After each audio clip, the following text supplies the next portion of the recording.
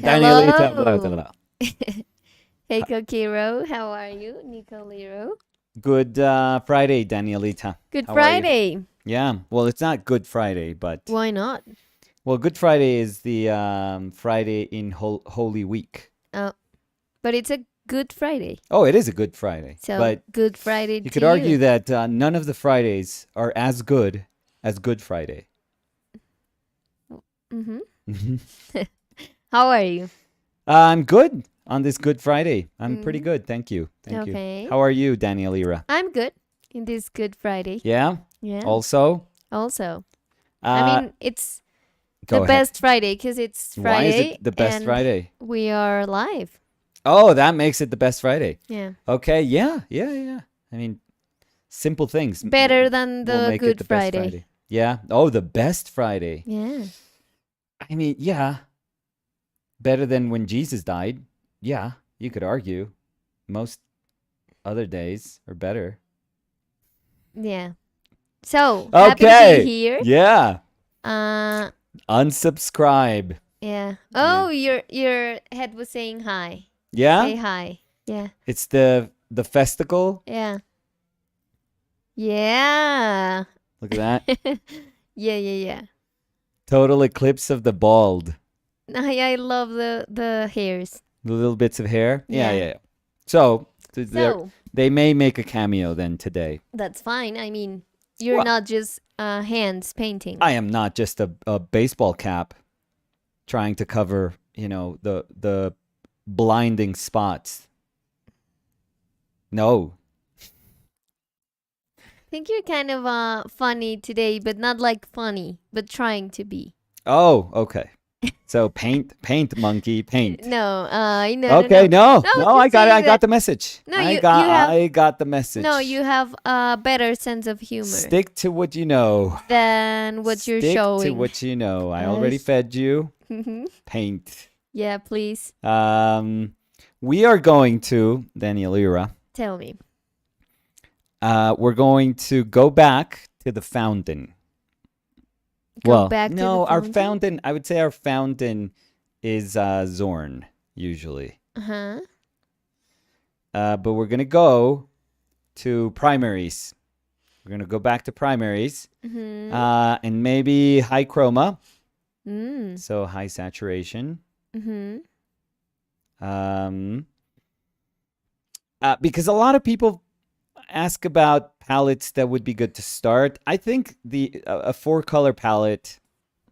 I mean, essentially, this is going to be a 4-color palette too, but what we refer to as Zorn's 4-color palette, so titanium white, yellow ochre, cad red, and ivory black. I think it's the best. I really do. Mm-hmm. I think this is in first place for sure. This deserves like a cup. Oh, now I see it. Yeah. Mm-hmm. But primary color palettes, they have a place also. I feel. Close second, let's say. Yeah, everything else is like, if you're not Zorn, you're last. But this is one of the good lasts, I would say. Mm-hmm. And the reason why I think this is first is because it actually makes you think like a painter. I know that that's kind of weird. That is, you can't put the word painter or painting, and in a blanket that can cover everyone. But I feel that the painting brain is works harder when you work with a Zorn color palette. And I think that it requires you to be more inventive, more ingenious.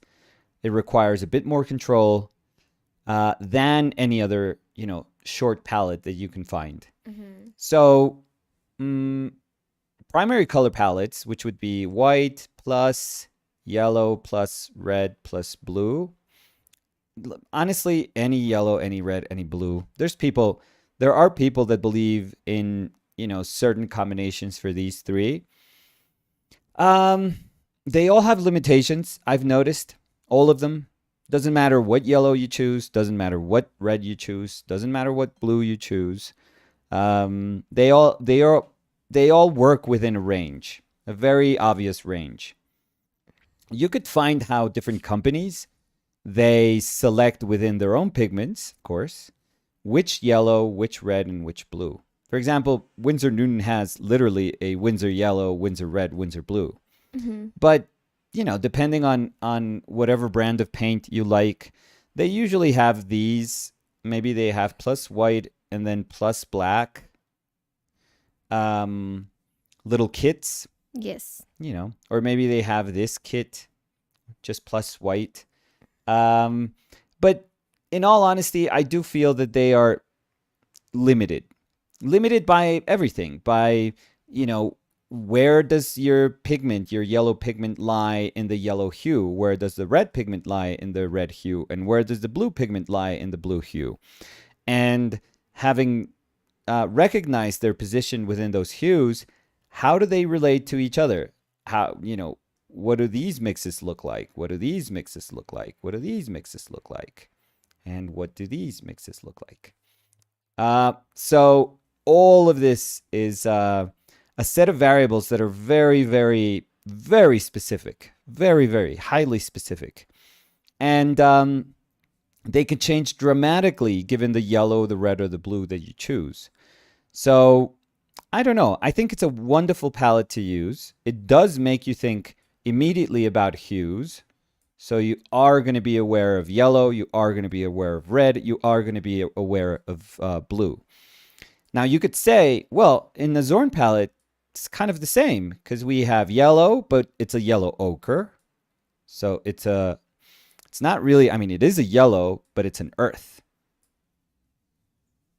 We have a red that is going to be super high chroma, and we have not a blue, but replaced by a black. So we have an earth, a red, and a black, trying to do the same job as a yellow, a red, and a blue. That's where the painting brain. This is a brain. I don't know why I did this. Worst brain. Worst brain ever. Well, you could argue that the brain. Look at this. What's that, Nicolas? I don't know. Yeah. Oh my God, my painting brain up here, drawing brain. Oh wow. No, what's that? Yeah, I'm taking the elevator down. I don't know. I don't know. That's what I went with. Let's keep it because Okay. that's where that's what came out of It my can get hand. worse than that. So Oof, that one's tough. yes. Yeah, it looks like Krang. Did you ever watch Ninja Turtles? Yes. Do you remember the thing that was in the belly of this other dude? Yes. Yeah, so I saved it a little bit. Mm-mm. Now it looks a little better. It's an evil brain. Mhm. Anyway, your painting brain gets activated when trying to make that yellow earth, look yellow, that red, well, you don't have to do anything, but you have to control your saturation, and that black serve as a blue. It works harder. So it's like, oof, sweating over here. Yeah. But your painting brain here, sure, you are very aware of mixing complementaries and tertiaries because that's what we understand this color mixing, having our primaries and then starting from there and branching out. And it's wonderful because you have yellows and reds and blues, and then you have oranges and greens and violets, and then you have grays, wonderful chromatic grays. But I do feel that making a painting with these three colors, with primary colors, it's a little bit tougher. And if we start with a yellow that has high saturation, with a red that has high saturation, with a blue that has high saturation, sometimes we're going to be lazy. So our painting brain, let's try to do a better job at this. No. What's this? What's the little tail that the brain has? What's that called, Danny? I don't know what it's called. The cerebellum? I don't know. This little thing.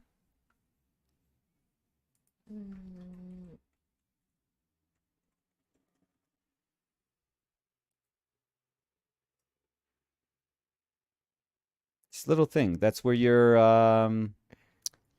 hypophysis. Oh, yeah, el cerebelo. Okay, so we're Yeah. good. Look at that. My brain isn't that bad. Well, the cord is the spinal cord. Oh yeah. That's but what I was doing here. Spinal goes down your spine. But yeah. Thank you So for explaining that. it's a better brain than that. But Mhm. uh It looks like if it was a balloon of a brain, okay. which would Yeah. Brain be balloon. kind of It's pretty good. weird, but maybe cool, Yeah. or maybe just weird. But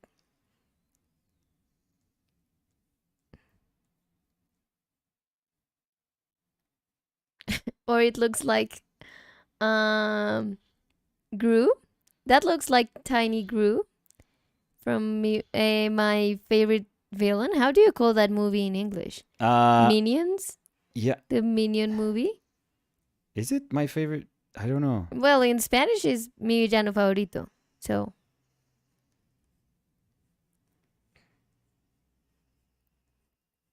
or it looks like a flying trash can. Trash bag. Yeah, so a brain. Mm-hmm. Anyways, this falls asleep a little bit when it's particularly when you're using a high chroma yellow, high chroma red, high chroma blue, because your brain is thinking, wow, I have saturation, like without even working for it. Like it's right out of the tube. I have all these colors with like super high saturation. So if I need to make something brighter, I just squeeze it out of the tube. That's it. Super easy. So I don't have to worry about colors becoming gray or over mixing, because everything that's coming out of the tube is like super, super pure already. And that's a terrible thing to think, obviously, because you always want to be on your toes. Always. When you're painting, always trying to control, always trying to understand what's going on, always keeping checks on your mixes. So I do feel that if I would have to suggest to anyone, even if they were painting outdoors, even if they're painting still lifes, even if they're painting figures, even if they're painting from imagination, doesn't matter what your subject matter is. It really doesn't. Sure. You're not going to be able to paint a summer, blue sky with like gorgeous warm sunlight touching everything in that landscape. You're not. This palette, probably, if it has high saturation, will be far more grateful to you if you're trying to depict something like that. But that's something very specific, I feel. Like super, super specific. But it doesn't mean that you can't interpret, and that's the important thing about a Zorn palette, is that you're very aware that the role of the painter is to interpret stuff. It's never to just look at nature and then have like the ability to almost like Photoshop, to have like a little color picker here, and then do that and realize, okay, this is a gray red, and I'm going to paint it gray red over here. That's not a painter. That's like a machine. That's horrendous. That's super boring. But when you use a Zorn palette, your brain immediately understands that it can't really translate one to one. It can't.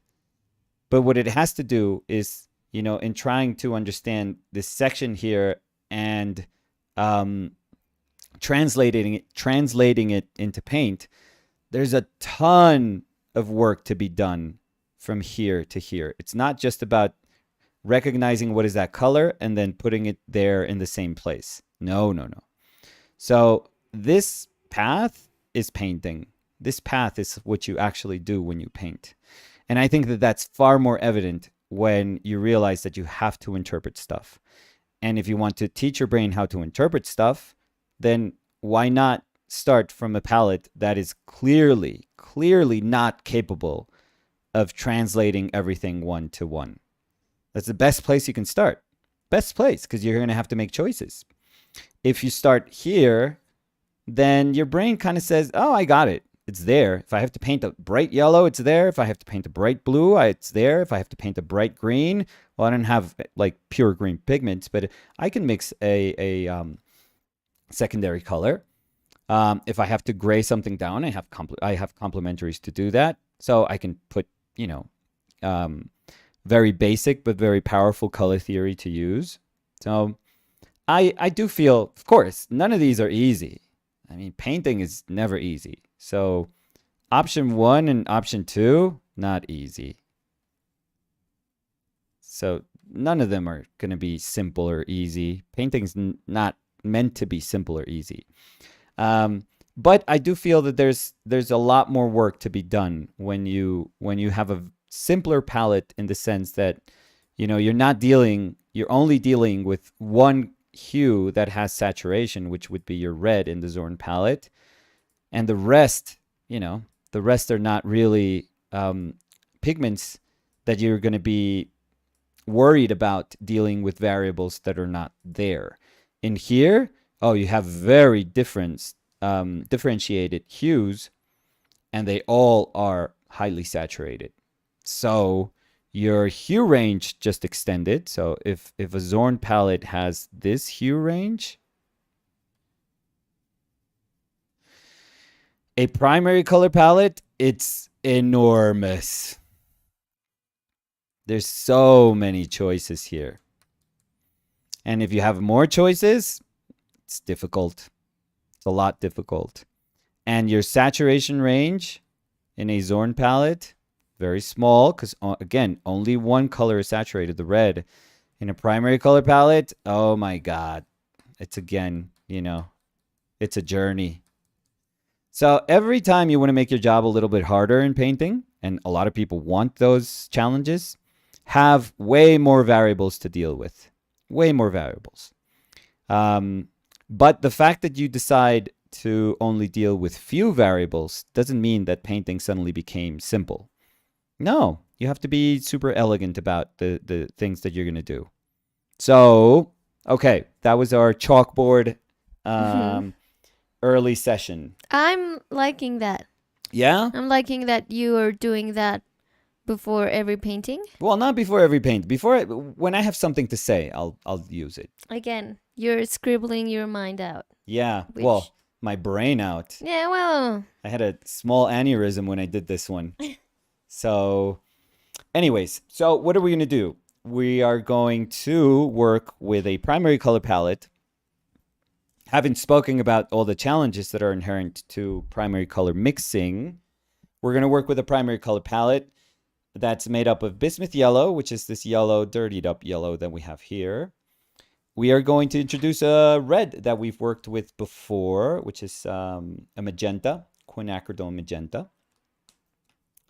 And I don't have a cobalt teal that I know Callum was complaining about, because he bought probably a Michael Harding expensive cobalt teal. So, and he's like, I don't know what to do with this color, which is a very tough color to use.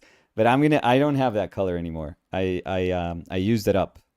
So we're going to use cobalt blue. It's not, it's not as bright or as saturated for sure as teal, but it's a very good blue. So we're going to use these. We're not going to use black, so no black. And we're obviously going to use, well, not obviously, but we are going to use titanium white. So it's going to be a very expressive painting. We're not here to try to make this look like, for example, a lot of people, it's like, oh, that doesn't look real if you start with like primary colors. You can make an effort to make things look very naturalistic. But our aim today is not to do that. Our aim today is to just, relish the fact that we have these saturated, some, I would say a couple far more saturated than the other, but we have a nice range of hue, nice possibilities in terms of mixing different hues. We're going to make a painting about temperature also. So this is going to be like an extension of the exercise that we did with my mother's painting, which was a very different palette, really. But this is also going to be about pushing that that idea of temperature. And the way we're going to do it, and if people want to paint along if they want, You can share. I sent it to Oh, you my haven't mail. told me that. No, I just told you. Yeah. I wasn't prepared for showing it Oh, right sorry, I now. woke you up. Yeah. So I sent Danny a picture of what we're gonna do today, and we're gonna paint one of my favorite painters ever, ever. He's not in my top 5 paintings, but he would certainly. I would think I would put him top 6 with his cello player, with piano player, cello player. What am I saying? Cello player. No. Yeah, it's a cello player, but there's a piano. Yeah. My brain. My brain. Yeah, Edwin Dickinson. Yes. So Edwin Dickinson has. But it's the cello player. Yeah, of the one course. you're. Yeah. I don't know why I thought, like, I said cello and I was like, what? But there's a piano. And then my brain was like, piano player? No.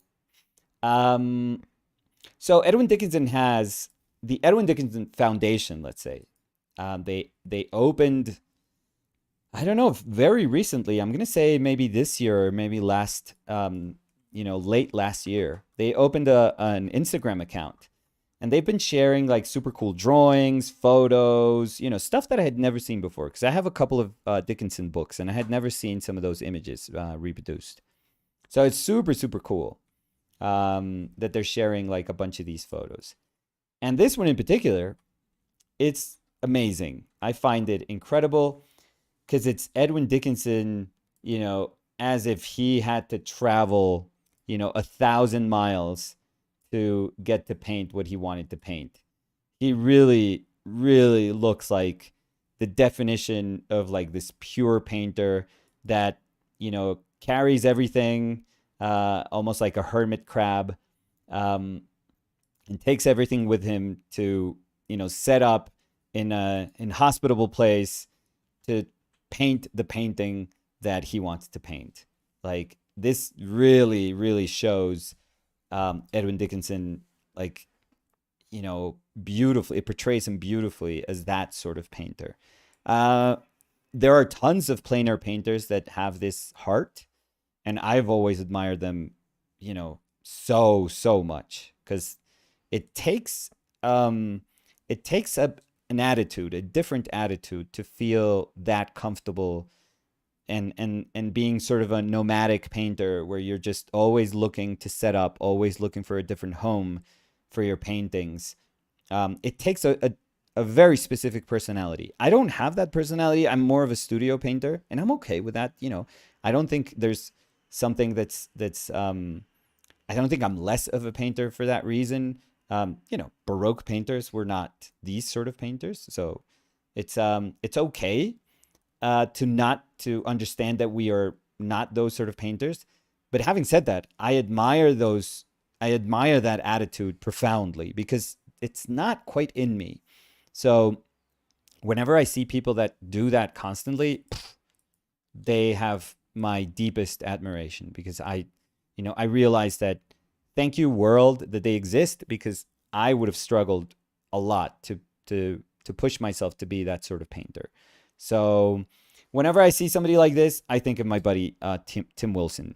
I think he's that painter, and he's the best example of what that sort of painting means. So if you haven't, if you've never seen or heard of Tim's work, well, shame on you. No, we're not shaming anyone here, but shame on you. But look him up, please. Timothy Wilson. He's a tremendous painter. We also do have a conversation with him. Yes, we in do. Our channel. Yeah. We haven't been able to, because some of the people that we've approached, some have said yes. I've approached some people that are close to me that have said yes, but their schedule is horrible. And other people, unfortunately, said no, and other people don't answer. So that's the truth. I wish it could be like, hey, could we have this interview? And just by asking, people would say yes. But it's not that simple. So So I'm going to try to be quite bold initially. And eventually... my other brush? Which one? Oh, I think I left them at the bathroom. But Yeah. No, be a don't sec. worry. You know me. But I think I can make it with... I think I can make the... I have enough here. On my way. Oh, Danny Lira. So I think I'm going to be bolder. I have a scribble here that was just very, very quick, just to understand, place the figure somehow. But I think we're going to be bold. How? Gracias, mi lindita. How bold we're going to be? I don't know. Depends on how the painting looks, what the painting looks like as we're painting it. But yeah, we're going to be bold. Let's hope that I have it in me to be bold today. So yeah. So let's get started. Okay. We can say hi to the course, 4 people that are with us. No. To the 4 very important people No. that are with us today. So, the first person saying hi Yeah. was Caqueiro. Kakaro. Hola, Cacaito. Caqueiro was saying hello. Hello. ¿Cómo? Hello. Dice hello, ¿cómo? What? O sea, supongo cómo están, pero no se fue el están. Okay. Y dice, un love de viernes. Woo, y luego Live. dice un live. Sí. No, está borracha. Y luego dice, ¿cómo van? Cacaito, ¿todo bien? Mejor que ella, estamos. Sí. Sí. Digamos que es porque no iba a decir por la mañana, pero ya no es ni siquiera temprano. No, ya toca trabajar hace rato. Sí. ¿Qué pasó ahí, Cacaito? Ella tiene este cerebro ahorita. Nicholas Mijarovich was saying, hey guys, how's it going? Hey. Nicola. Margo Delgado dice, hola. Hola, Margo, ¿cómo estás? Buena mañana, Margo. Margo dice, hoy solo puedo quedarme con ustedes media horita porque tengo que salir. Margo, la mejor media hora de la vida. Y dice, dentro de 200 años, cuando un conservador esté analizando el dibujo debajo de esta pintura, se va a volver loco. Sí. Sería muy Ojalá nadie chévere. diga nada. Roya was saying, yeah, and some purple hearts. And Roya was also saying, I don't see it now. I love you guys in case you didn't know. Oh, that's so we know. nice. We know. Roya is amazing. Happy to have you here, Roya. Yeah, she's been amazing throughout the years, really. Mm-hmm. Always here. It's Yes. incredible. Always super kind. Because we do lives, we now very rarely have comments in our videos. Yeah. We used to have a little more. But Roya is like the only person that'll comment. Even though she's been live, or if she hasn't been live, she'll watch She it goes and back then she comments. and she comments. Amazing. We Yeah. notice those things. It's Yes. amazing. Javi Hab was saying good morning, OPL. Oh, Hey, Javi Hab, how are you? Borg00. So? So Monique was saying, hi, Nicolas and Danny. Love your beginning notes. And a heart emoji. Thank you. Jose Fails was saying, hey, y'all. It's a great day outside in Sin City. Ooh. And Jose Fails was saying,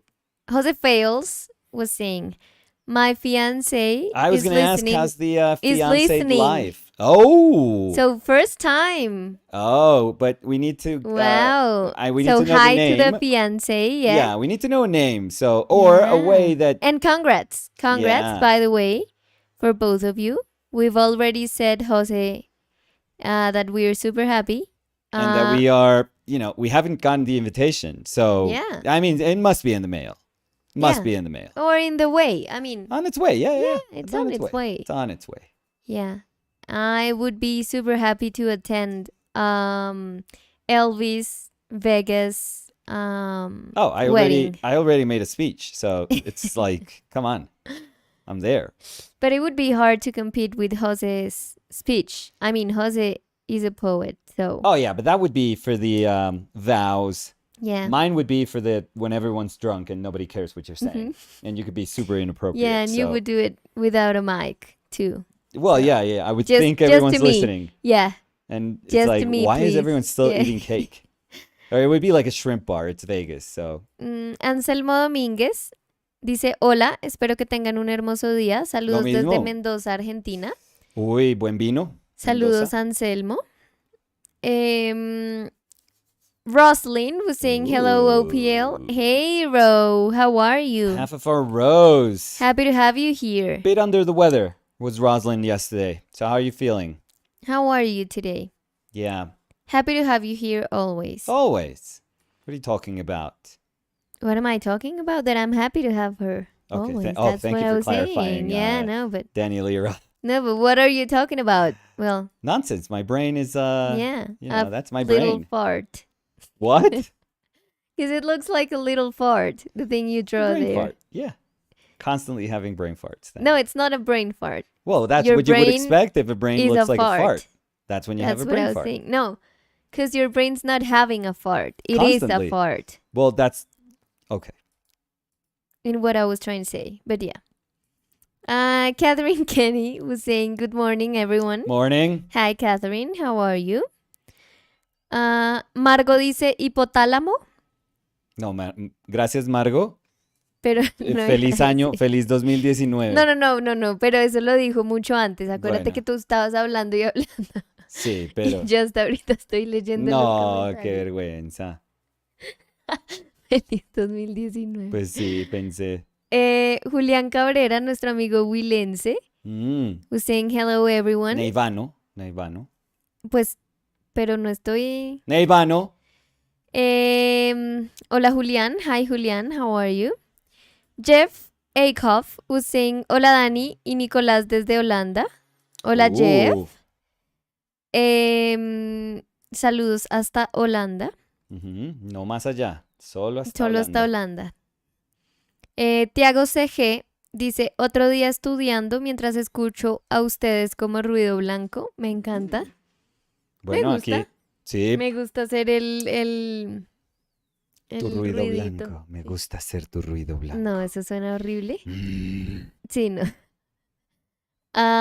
Roslyn was saying good. So, that's good. Happy to hear that. happy Friday. You were going to say happy. I was going to say happy for you, but no, I'm not happy for Happy you. Friday. I'm like happy to hear that. Yeah, me too. And again, super happy to have you here. Always. Esther dice, hola, buenas tardes a todos. Hola Esther, ¿cómo estás? Vishal Namani who's saying, have you worked with VR for making art? Oh, no, I've always wanted to. You know that I do have that video game that's not really a video game. It's I always thought that we could do something for OPL But with, we haven't used it. with dreams. No, the thing is the interface is so difficult, and we don't have the move controllers, which are like easier way than using a controller. So I'm hoping it was That's a long called bet. Dream? It's The called app? Dreams, yeah. It's actually Dreams? super Okay. cool. Yeah, people, I mean, it's limited. But I'm hoping that when PlayStation has the second VR like iteration that they're coming up with, that Dreams is going to be like immediately available in like VR, and that's going to be super cool if we could use that. But if you're using the VR, do you still need to have the controllers? So the new VR has like super cool controllers, like Okay, different okay. ones. Yeah, because the Move controller is just a ball. I mean, it looks like many things that are not a controller, but it's just a thing that has a ball in the end, which is like sensor, and you would need a camera. But with the new ones, you don't need a camera, so it's super cool. Yeah. Jose Fails was saying, I'm painting along. Oh, Excellent. awesome. And are you painting this painting? This image? I'm sorry. Susie Love Art Page was saying, hello from Toronto, Canada. It's so wonderful to enjoy your company while painting. I love what you both are doing and contributing to the painting community as a whole. Oh, Oh, thank thank you. you, Susie. Too much. Too much. Yeah, that's so nice. Um so yes, yesterday Uh-huh. we weren't here No, no. cuz I was working in the visual correspondence. So I asked Nicolas uh to not do a live stream yesterday. But I'm happy to see people here on Fridays that maybe can't be in like the regular weekdays Yeah. because of work. Yep. So, yeah. And we're almost surely getting more of our audience across the Atlantic. Oh, at this time, yes. Yeah, for sure. So by the way, I'm letting my drawing go quite a bit just in order to be okay by putting notes of color. So I'm very conscious of that, but I think that's a really cool exercise too. I just wanted to explain the just those initial decisions. Mm-hmm.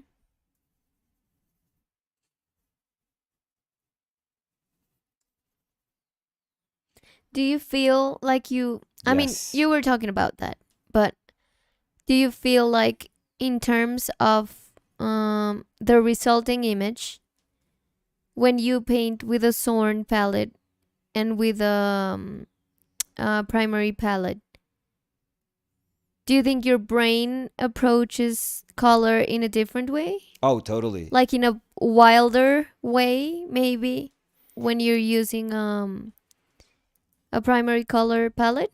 Yeah, I think so. That's actually a pretty cool question because if most of the paintings that we've done for the other videos that have, that were done with this particular palette can serve as some sort of evidence, I would say. Mm-hmm. Yeah, I think it would be hard to argue um, that I'm not conditioned in some way, Mm-hmm.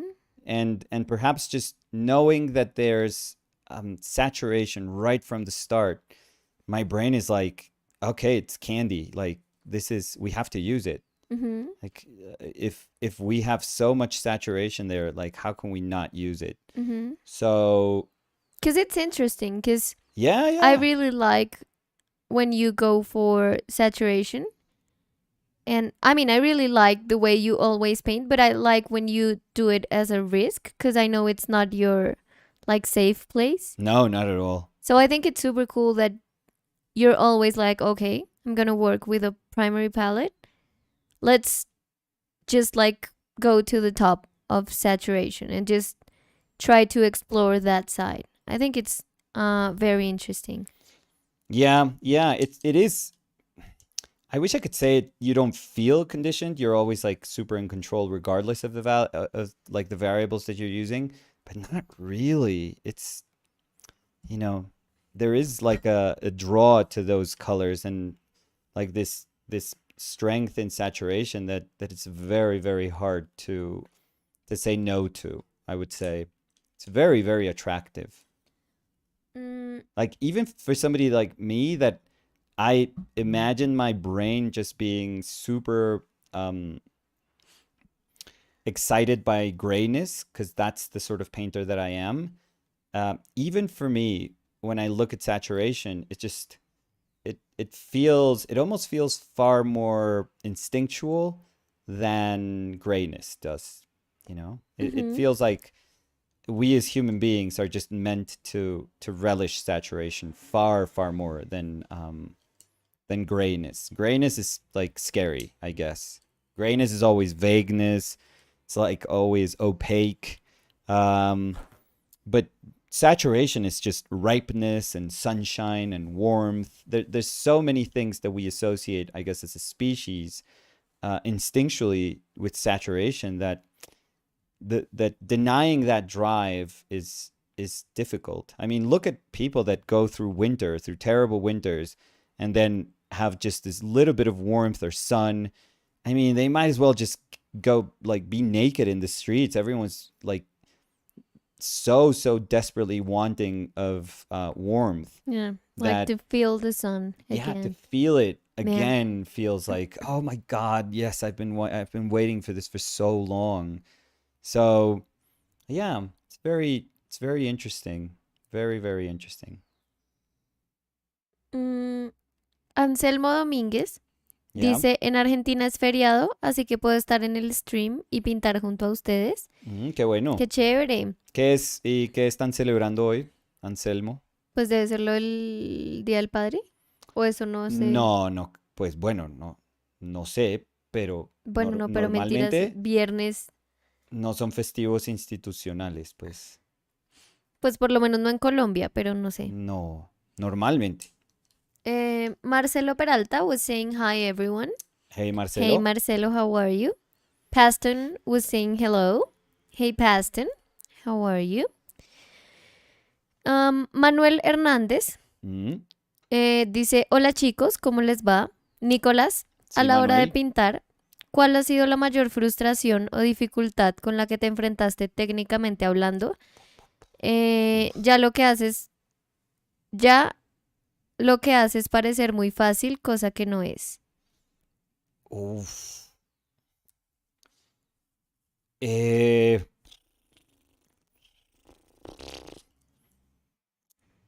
o sea, O sea, la mayor frustración, dificultad en términos sí, es que técnicos. estoy pensando cuando hice la pintura más grande que había hecho hasta ese momento. ¿La de tu papá? No. Esa que mide como tres y picho por tres y picho. Ujú. Em, recuerdo lo que significó como tratar de adecuar el espacio, de montar la pintura sobre la pared, porque era distintísimo a todo lo que había hecho yo hasta el momento. Incluso le tomé una foto a mi hermana, Ujú. como al lado de la tela, solo para que se viera se viera ¿El tamaño? sí, la diferencia en la dimensión. Y estaba orgullosísimo.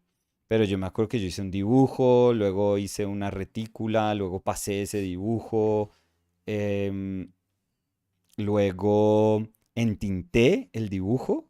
Suena rarísimo, pero ¿Entintaste? sí, literalmente. Eso era como muy clásico, o sea, como uno iba a usar lienzo, pues como yo usé lienzo encima de eso, pues la tinta no le va a pasar nada. Ujú, Entonces, como no se mm, maltrata pues ese dibujo en ningún nivel, ujú. entonces eso es como una práctica muy normal, muy común. Sí, pues, o sea, me sorprende es que Ah, creo que que tú yo, nunca sí, haces no, como, no, como no, no. toda esa antesala No, para nunca tienes empezar a razón. pintar. Sí, tienes toda la razón. Em, Incluso creo que por la manera en la que a ti te gusta pintar, como que no va muy de la mano con todo eso. no, Porque todo eso, o sea, imagínate hacer todo eso y luego llegar a pintar y tú que a veces haces dibujo y luego pintas sin importar el dibujo de abajo, exacto. pues sería como, Sí, pues pero, no sé qué tan útil sería o qué tan bueno en términos de optimizar el tiempo. no, Porque hacer un dibujo perdí, tremendo, sí, fue, luego entintarlo sin tener nada que ver con el dibujo y luego llegar a pintar y ni ponerle atención a lo que hiciste, no, y lo pues peor es que en esa época sí le prestaba muchísima atención sí, sí, sí. a ese, o sea, si había hecho como todo ese sacrificio, No, pues claro, era porque esos eran pasos que te ayudaban como a sí, solidificar como que más. estaba dispuesto a seguir todas esas, mm, pues todas esas decisiones que me ha demorado como tanto tiempo como en diseñar. Ujú, Y, pero sí fue curioso porque lo hice una vez, nunca lo volví a hacer en mi vida. Pero, ujú. pero creo que era porque sentía que de esa manera podía ejercer como el control que era necesario para abordar una pintura tan grande. Y de pronto tener eso tan estructurado también lo hace más como digerible si es algo que nunca habías hecho en ese formato eh, antes. Sí, Como que yo siento que eso o sea, si lo pienso yo digo, bueno, todo eso me ayudaría como a acercarme de a poquitos Sí, al monstruo gigante que es 3 metros por 3 metros, que saltar de una vez a la pintura. O sea, yo creo que eso le da a uno como un poquito más de tiempo como de conocer el formato y de sentirse así sea un poquito más cómodo con el formato antes de empezar. sí, tienes toda la razón. Eso, no, no, no, o sea, te lo digo como eran pequeñas maneras de uno irse como acostumbrando, Familiarizando. acostumbrando, perdiendo el susto, acostumbrando, pero no por eso dejaba de ser súper complejo en el No, pues momento claro, de me imagino. finalmente de tener que tomar como esas decisiones em, que pues iban a configurar la pintura al final. Em, de pronto ese fue uno de los retos grandísimos, pero yo creo que la enseñanza no fue la pintura que quedó, como la pintura resultante, sino la enseñanza fue el que después de eso ya no le tenía susto a un formato grande. Ujú. Y creo que hoy en día, bueno, en lo que a pintura de caballete se refiere, no le tengo susto a un formato grande. Me tocaría algún día en mi vida tratar de hacer como esas fachadas de edificios que hacen muchos pintores hoy en día, que es extraordinario, pero yo nunca he hecho eso, entonces, Claro que sería muy interesante verlo ahorita precisamente por lo distinto que te acercas a la pintura hoy en día. como una fachada de esas. Como, sí, sí, sí, Sí, porque normalmente cuando uno ve eso, uno ve como, de nuevo, como esos pasos súper estructurados, como se tiene un dibujo, se hace una retícula, se pasa, pero sería chévere como eso que has hablado tú, como de hacer un sketch, pero en gran formato. Y no sketch como sketch, sino que se sienta como que uno se pueda acercar a eso, como que uno pueda dar el paso de pintar sí. así, pensando así, como con la soltura que tiene uno cuando se acerca a un sketch. Me parece como súper interesante pensar cómo abordarías con esa soltura. Soltura suena raro, pero Soltura del estómago, es que sí. eso suena como, Mm, pero con esa soltura, ¿cómo abordarías un formato más grande? Sería chévere, interesante. sí, y no te sé decir, o sea, no tengo en la cabeza ninguna,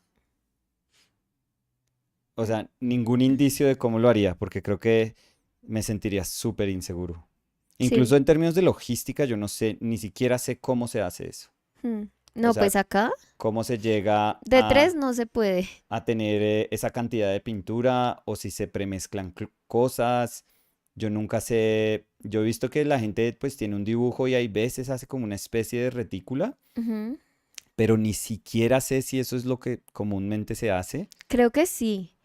Creo Pero, que en cosas que yo he visto de gente, pero yo creo que hay gente que se pone a pintar y ya. sí. Y es como Lo que una pasa es que cuando es visión. algo muy grande Sí, y digamos tú necesitas como algún tipo de andamio o algo que no te deja como mirar un poquito desde atrás, yo sí creo que es importante pasar el dibujo porque si no, pues las figuras como que se te pueden salir de las manos pues porque no estás viendo el todo de lo que estás pintando.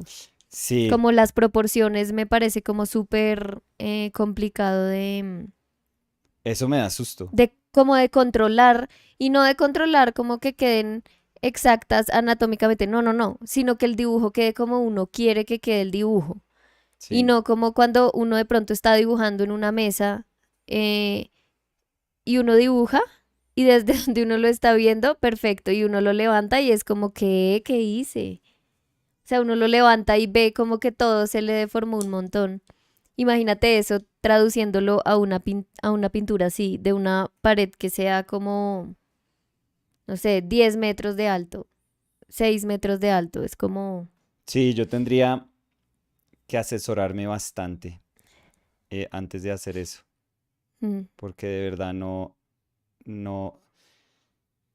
en ese cerebro que existió ahí hace un momentico, como que no me cabe entender cómo se haría eso. mm, Se me complica mucho. Supongo que para la gente que ya lo hace, como que no, esto se hace es así, tranquilo. mm. Pero sin entenderlo yo, estaría súper asustado, Sí, si lo honestamente. lanzan a uno, ya pinte una pared. O sea, pínteme esta fachada ya. O pasaría lo que me pasó con esa pintura grande, que es que uno seguramente lo hace, pero pues se vuelve terriblemente ineficiente haciéndolo. Ujú. Y creo que para ese tipo de cosas dan como ciertas fechas de permisos, o por ejemplo si tienen una grúa, Sí. eh, el alquilar esa grúa más tiempo debe significar como más gastos, entonces uno en teoría quiere ser eficiente. O Ujú. sea, lo que más le conviene a uno es decir, no, yo necesito la grúa una semana. em, y que pues todos esos costos como que se aminoren y no se acumulen y acumulen y acumulen. Sí. Greñas dice, cuando es muralismo generalmente se parte de una cuadrícula para poder tener más control en unas dimensiones tan grandes. Y en cuanto a los colores, usualmente se hacen premezclas. Claro, sí, es que Sí. todo eso, No, pues gracias es que, Greñas, todo eso tiene que ayudarlo a uno sí, muchísimo. pues claro.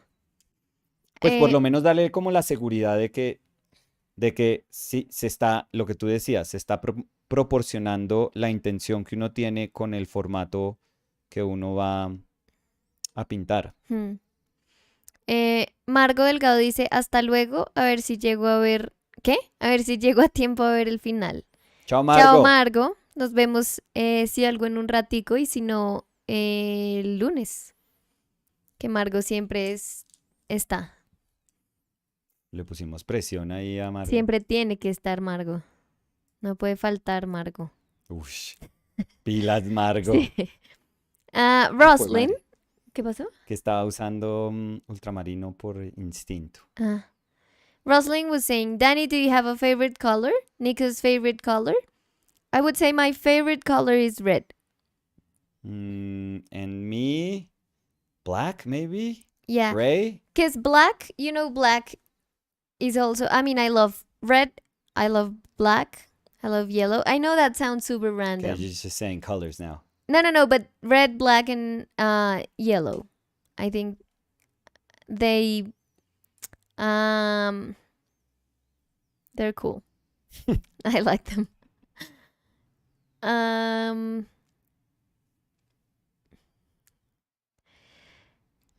Um, Nukembe dice, hola, ¿cómo va todo? Hola, Nukembe, muy bien. ¿Cómo están? Usted. Eh, Roslyn was saying, my favorite is black since I was little. That's also my little cousin's favorite color. Really? Yep, black. Because he's always like, my favorite color is your second favorite color. So it almost make it the same favorite color. Okay. Yeah. Because, he's always super cute and he tries to be like to have a lot of things in common with me. Yeah, but I So, like that he's not willing to sacrifice his favorite oh color in no, order for never. it to be like yours. Yeah. So he just found like a sweet spot where he can feel comfortable, not betraying his favorite color Good. and not betraying, I'm sorry, Kakaito, but everyone knows it's true, her What? favorite cousin. Oof, that was a lot. That was a handful there. Of course, I am. I mean, I'm sorry, I'm not the Yeah? favorite nothing, but I'm his favorite cousin.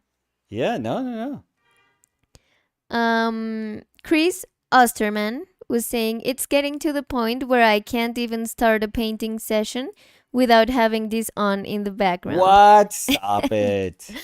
That is codependency. That's not good either. But I would say I mean, it's we appreciate it. yeah. Yeah. No, I would say it's super good in the sense that it can help you make painting part of your routine if it's not something you usually do. It's like, oh, they're painting, they're live streaming. I might as well use this time to paint. And also Yeah. because of the like painting community that is also Yeah, talking that here. that I like. Yeah. What we were talking about, what we always talk about, like that sense of studio company, like atelier company, Yeah. atelier conversation. So, Víctor Costa dice, Nicolas and Danny, you guys are my art heroes. This channel renews my hype for painting every day.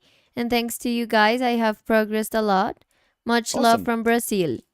Abrazos. I don't know how to say it in. Obrigado. Obrigada, Víctor. I don't know. No sé Yeah. decir nada más. A ver, hagamos translate. Oof, this is gonna be scary. A ver. Portugués. A ver. Mm-hmm. Ay, Dios. Dani da susto cuando empieza a ver. A ver. Momento. Un momento.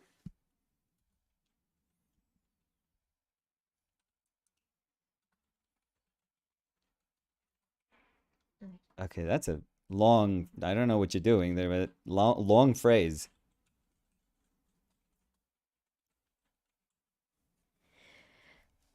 A ver. Okay, go for it. Muito feliz em ser sua empresa e parceiros de pintura. Parceiro? Whoa. Parceiros es compañeros. Parcería. No tenía ni idea.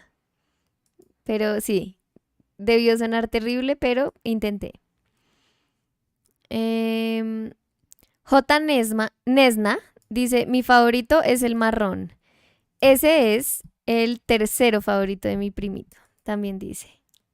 Me da la impresión que tu primo cambia constantemente de favoritos de pronto. No, ¿sabes? ¿No? El negro desde chiquitico dice que el negro es su color favorito. Pues desde chiquitico tiene 4 años. Negro. Pero desde más chiquitico. Antes de papá y mamá, negro. Sí, le encanta el mundo negro. arder. No tiene nada que ver el color negro con el mundo arder, Nicolás. No sé, pregúntale a tu primo. Que repite eso todo el tiempo. Marcelo Bralta was saying, my favorite color is Flicts from the child book, remember? I'm even wearing a Flicts shirt right now. What? I think I don't know the book. I'm sorry if it's like something that we should know. We should know, exactly. Flicts. I'm super curious now. Yeah, me too. I want to. Well, if you type it, don't you get anything? Yeah, I get an article in Spanish. Todos hemos sido por lo menos una vez color flicts. What? What does that mean? I've never heard of this. So flicts, Google Arts and Culture. What? Let's see. Why would it be in Google Arts? Everything has color. The world is made of colors, but none is flicts. A rare color, fragile, sad, who sought in vain a friend among other colors, which did not find a place to stay. Deserted, we don't know this book. Flicts looked away and up to finally meet. What? Who's the author? Ciraldo Alves Pinto, 1969. No, now I want to. No, we don't know. Because I don't think this was popular with us. I see the rainbow. Can I see the no. And it's Panamericana. Also, so they even have it in they Panamericana. Printed it here. They printed it here, apparently. Oh, I never knew this book. What? I feel weird. I was like surrounded by books when I was little. Like children's books. Marcelo said Flicts by Ciraldo. Yeah, but Nicolas, we have to get it. Well, you know what? I feel robbed. Wait for me. Well, we don't have to order it. But I'm going to order it. No, we can just, I mean, it's in Panamericana. We can, next time we go. I can order it in like Panamericana. On Sunday I can get it. We don't have to order it. Panamericana. Wait, is it a good book? Maybe it's terrible. I don't think it's terrible. How could you say that? We don't know it. I mean, it's been printed in a lot of countries. Yeah. From what I've seen. Well, and I told you it was like 1960 something. Yeah.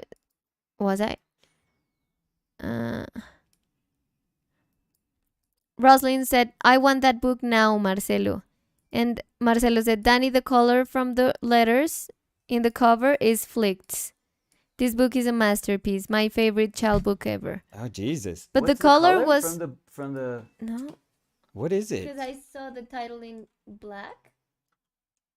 So maybe it is black. Oh, like that ochre? Okay. So it's an Is earthy it? yellow.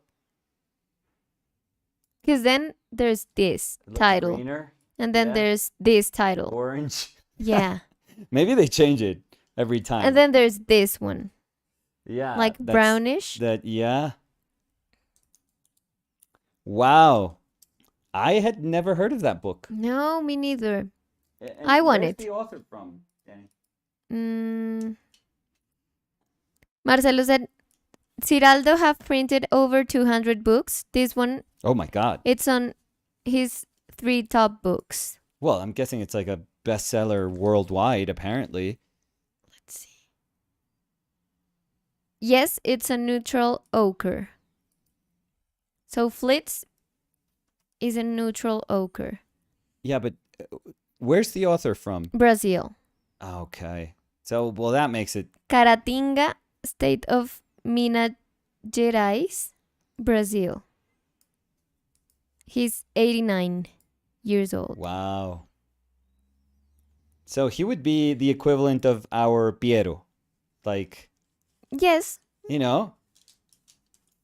Yeah. Because Piero for us was like every single child, I think, has heard Piero. Yeah. The thing is that Piero was music, Yeah, but not so this would be the Child book. equivalent, apparently. the visual equivalent, the Brazilian visual equivalent Well, of you know. Piero. Yeah, sure, because he's from Argentina. But ¿Cómo así? yeah, this is weird.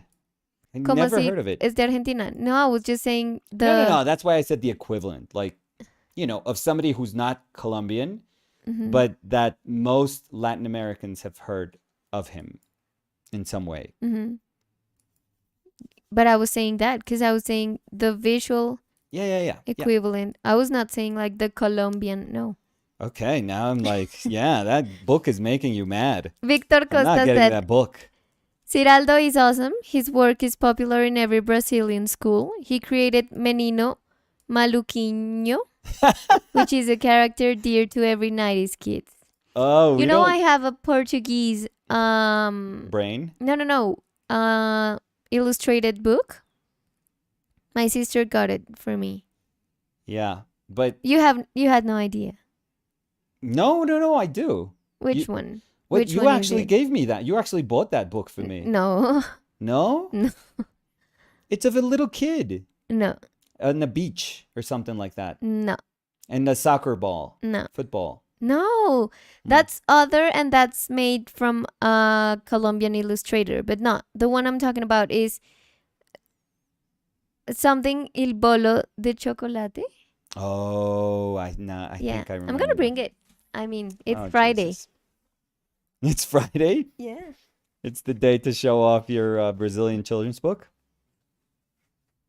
I feel so bad that I didn't know of this book. I mean, you're way more into children's books. This was your thing. So it's called Flavia e o Bolo de Chocolate. Flavia, Doña Flavia. I love this book. And the thing is that I know what it says. Because I remember my sister knows Portuguese. And when she gave it to me, she was Oh. translating it. Oh, but I think come on. No, I could get it. Read a little bit from it. I can get the whole book without, I'm not even looking at it. Me too, but I was telling that because it was like a very nice experience with my sister. Yeah. Because she was being, like, she wanted us to have the experience of reading the book Oh, okay. together. So please don't step on that. No, I'm Nicolas. gonna shut up now. So, dia, Flavia acordou muito Mm. chateada. Mm. Fico pensando quieta. Mm. Olhando tudo e comparando. So did you got it? Well, Because you were saying that. okay, I'll let you have this. So, No, but it's a very, very nice book. broad strokes. Yeah. So, yes. It's from Miriam Leitao. I don't know if it's a famous book there, but you Not- should give it a try because I really liked it. Not as famous as Ciraldo. Not sponsored, obviously, By but Ciraldo. so Marcelo Peralta said he's one of the most accomplished Brazilian cartoonists. During the military dictatorship, he edited a famous magazine called Pasquim. Mhm. They would circumvent censorship with humor and irony. He's a hero of mine, really. Oh, wow. And Victor Costa was saying he creates awareness to folklore and environmental questions while celebrating the beauty of the world through the eyes of children. There's also a very nice movie adaptation and TV series. And Marcelo Peralta was saying Miriam Leitao, it's great too, very good reporter. It's a very good book, Marcelo, if you ever see it and you want to get it. I'm just like showing it now on screen. Well, that's fine. So, yes. I really enjoyed it.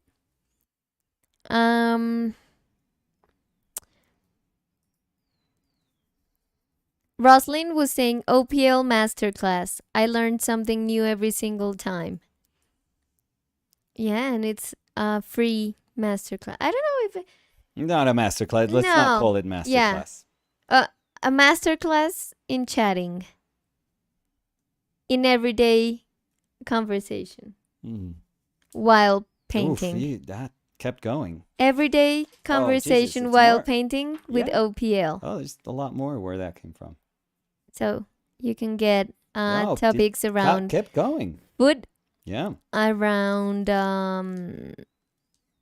mm, that's it.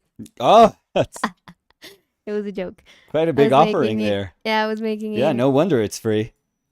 Van shallow. Sant was saying Oh, hello. Vincent. Hey, Van Sant, how are you? And hello to Maisha if she's over there. And if she's not, Also, we're saying hi. We're sending our, ¿cómo se dice? Mandando nuestros saludos. I don't know. You go We're for that. sending our regards. Okay, yeah. It's a little formal, but yes. Yeah.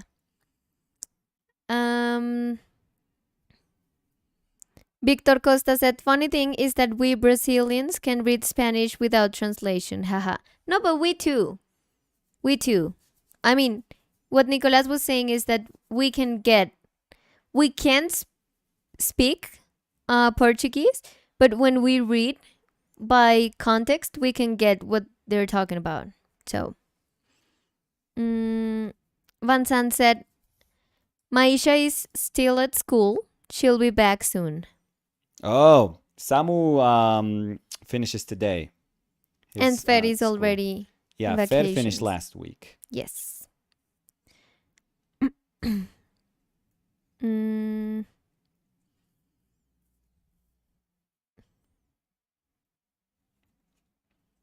And no, ya. No. Are you okay, Daniel? You're up? Yeah, You sure? yeah, I'm sure. Okay, good. You know that it was a sad day yesterday, because we got to know and we acknowledged that in a post that you know, a really relevant and really loved by many people, especially like younger generation of artists. Really powerful artist. I actually went to school with him, so our paths didn't really cross in life, really, outside of like school, the few moments that I kind of knew him in school. But he was a force to be reckoned with for sure. and all the manifestations of like respect and love for him that people showed yesterday. It's just proof of that. But he passed away in a very, strange manner. He got malaria from, a show that he was helping. I think it was Tillman's Yes. put together, and he got back, and no doctors were able to diagnose him properly. Sadly, he passed away. And then yesterday, while I was doing that post, um, the news that Tim Sale had died. Tim Sale is a comic book artist. He's a really cool comic book artist, and he passed away also. So, Fred Cumming last week. Well, Paula Rego, Fred Cumming, both older. Tim Sale, he was still young. He was in his 60s, but still young. And Echeverry, who's like a year older than me, No, which younger. a year younger than me. I'm sorry. Yeah. Yeah. So yeah, very very sad. Yeah, but yesterday I saw Bill Ray just commenting on Tim Sale, and it's so sad. It's so sad when talented people just leave us. I mean, remind us that anyone can leave at any moment. But oof, yeah. I actually got to know Tim Sale's work, I think, in the weirdest of ways, which was when Image Comics was starting, and he was doing work for a Jim Lee project that was called Death Blow. I mean, that's if there's any 90s, if there's any way to know what a 90s comic book title sounded like, I think Death Blow is like this perfect title. But yeah, so it was very weird to have known him first from that. But then I remember I read recently Hulk Gray. That was pretty amazing. And a couple of his Batman stories were pretty cool too. Super talented. I even remember, and this is like a weird one, but he was the artist in the TV show Heroes. He was the artist that would do. I mean, you could see that they were all like prints of like black and white and some comic book color put to them. But in the show, there were supposed to be paintings. There was like this very like a maniac painter doing these paintings, and they were Tim Sale's work. So it was really funny. I remember when I realized, oh, that's Tim Sale. I was like, that looks like Tim Sale. Wait, and it was. So it was very funny to get to know his work that way. But fantastic artist. He was like um I would say like tamer, without this meaning anything bad, but like a tamer Frank Miller maybe. Just a little more open to like bigger audiences, I would say.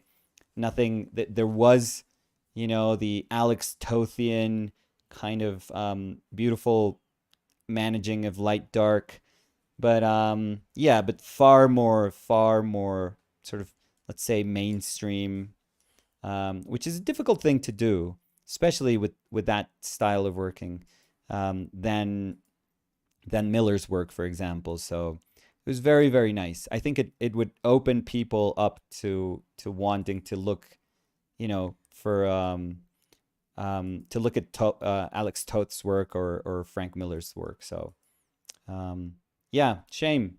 What a shame. Mm,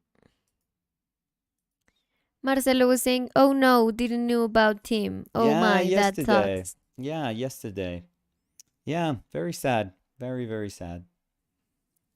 Van Sant was saying, "It's already summer holidays. How long do they last? Here, it's 1 month, August." Oh, mid-August for Samu. And Fed is a little bit different because she goes to an Italian school, so they do more European stuff. So she's actually till the end of August. So she gets like a longer-ish break. Marcelo said, "That's a nice way to put it." a Frank Miller with Alex Todd sensibility. Yeah, yeah. Sofía Centurión, Sí. doña Sofía dice, Olis, llegué un poco tarde. No, ¿Es la pero señora Sofía? tranquilo. Sí, la señora Sofía. Mm, Llegó tarde la señora. Pues sí, toca Toca decirle, perdonárselo pero pues porque es pues una ya es una señora. señora, sí. Sí, uno que va a apurar a una señora. Ah, Maria was saying most scariest painters or paintings you enjoy. I think maybe Maria asked this before that we Yeah? were talking about that we said that we had no idea about like scary in what way. Oh, like darker. Or Exactly. somebody asked like your favorite dark Exactly. artists. Yeah, exactly. Yeah. But I do have let me see if I can find some people that I do enjoy like on Instagram. Dark. The thing is like if you know me, I'm like a marshmallow. I don't know if I'm like super into like darker Hmm. illustration or darker painting. Yeah, but I remember that day we were talking about Goya Yeah, but with the I struggled a little bit also. I felt weird oh trying to look for somebody that I was like, come on, darkness, come to me. yeah, I think I don't have any because it says scariest painters or Yeah, paintings. I've never been I really don't scared by a painting. or Some I've off-putting never been paintings, but like I never gravitate towards scary paintings. right. So Paston said Edward Gorey. Oh, he's cute. Yeah, but that's like scary cute. I don't know if I would understand that as scary. Um, what is kind of scary? Let me think, because I have to have something.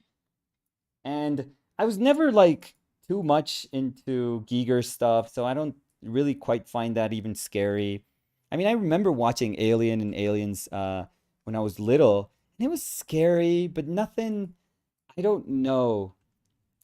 It wasn't as scary as like, I don't know, this probably happened to me, but I was more scared with stuff that felt real than with stuff that felt like monsters. Like Mhm. monsters I always liked. So I if there was an alien or a predator or whatever, I never felt like they were scary. Never. Never ever ever. But if I saw those really cheesy movies from the 70s where like bees attacked, I was like, "Oh my god, bees." Like I could like my brain could say bees could do this. Or if I saw like quicksand, I was like, "Oh my god, I'm horrified of quicksand." But I was horrified of that way more than anything that Giger would ever do. It just Giger, I would be like, "Oh, that's so cool." In my mind, it was like looking at a Frazetta painting or something that was just fantastic. So I just never saw it as anything that could be. Never. I don't think there's a monster in a movie that I've ever been like scared of. I don't think so. So to me, dark has to be different. I don't know. Sebastián Sierra dice, el mejor pintor de tema de miedo es, no sé pronunciarlo, ¿Mm? Silo Beksinski. Ya, sí, pero él siempre no lo ¿Cómo pone. se pronuncia? No, así como dijiste, pero siempre la gente No, lo pues menciona. el apellido yo sé, pero el nombre cómo. Ah, no sé. El nombre no sé. ZDZISL con una raya. No, sí, ahí sí no, Sí, nuestro sí, sí. Sí, polaco sería. a él no lo Sí, a él han. siempre no lo mencionan. No, yo honestamente no soy de ese tipo de cosas. A mí, sí, no. Por ejemplo, Freddy Krueger, cuando Ujú. era pequeño, nunca. O sea, también se me decía, wow, súper cool, tiene una mano con cuchillos, qué chimba. Y ya, o Jason para mí era como un monstruo, pero no era como una persona, entonces como que no, o sea, no se me hacía friki, no sé, saved. Let me see if I have anything saved in my Instagram that could be that I would say, oh, that's kind of dark-ish. I'm Uh, gonna look too, but I don't think I have any. Let me see. I think I probably have stuff. I like some digital sculptors nowadays that do some pretty wonky stuff. That's kind of cool, but I would always say, "Wow, that's cool." But I don't say like, "Oh my God, this is like dark." No, I mean, I was looking through my What do you have like little I mean, this is the one. that's your darkest, SpongeBob? Yeah, I don't have any. Yeah, let me see. I don't have much stuff either. I must have something though. Let me see. I'm scrolling here like Because you also an save idiot. like a Oh, thousand I save a things. thousand things, yeah. I don't have anything. So, oh, this dude is kind of cool. Split Mind. He does like really cool. Split David mind? Martinez, yeah. He Let's does see. super cool sculpting, like digital sculpting. And he's doing like stuff. I think he's using AI also for those images. It's very cool. Very, very cool. Let's see. Andres Rios. That's pretty cool. Yeah, I get it, but I don't think that's. I mean, I get it with this, for example, this one. Yeah. Yeah. But and if you look for Andres Rios also, Okay. yeah, Um. he's pretty good. Mexican digital painter sculpt. I don't know if he does like 3D sculptures. Let me see. mm, That's pretty cool.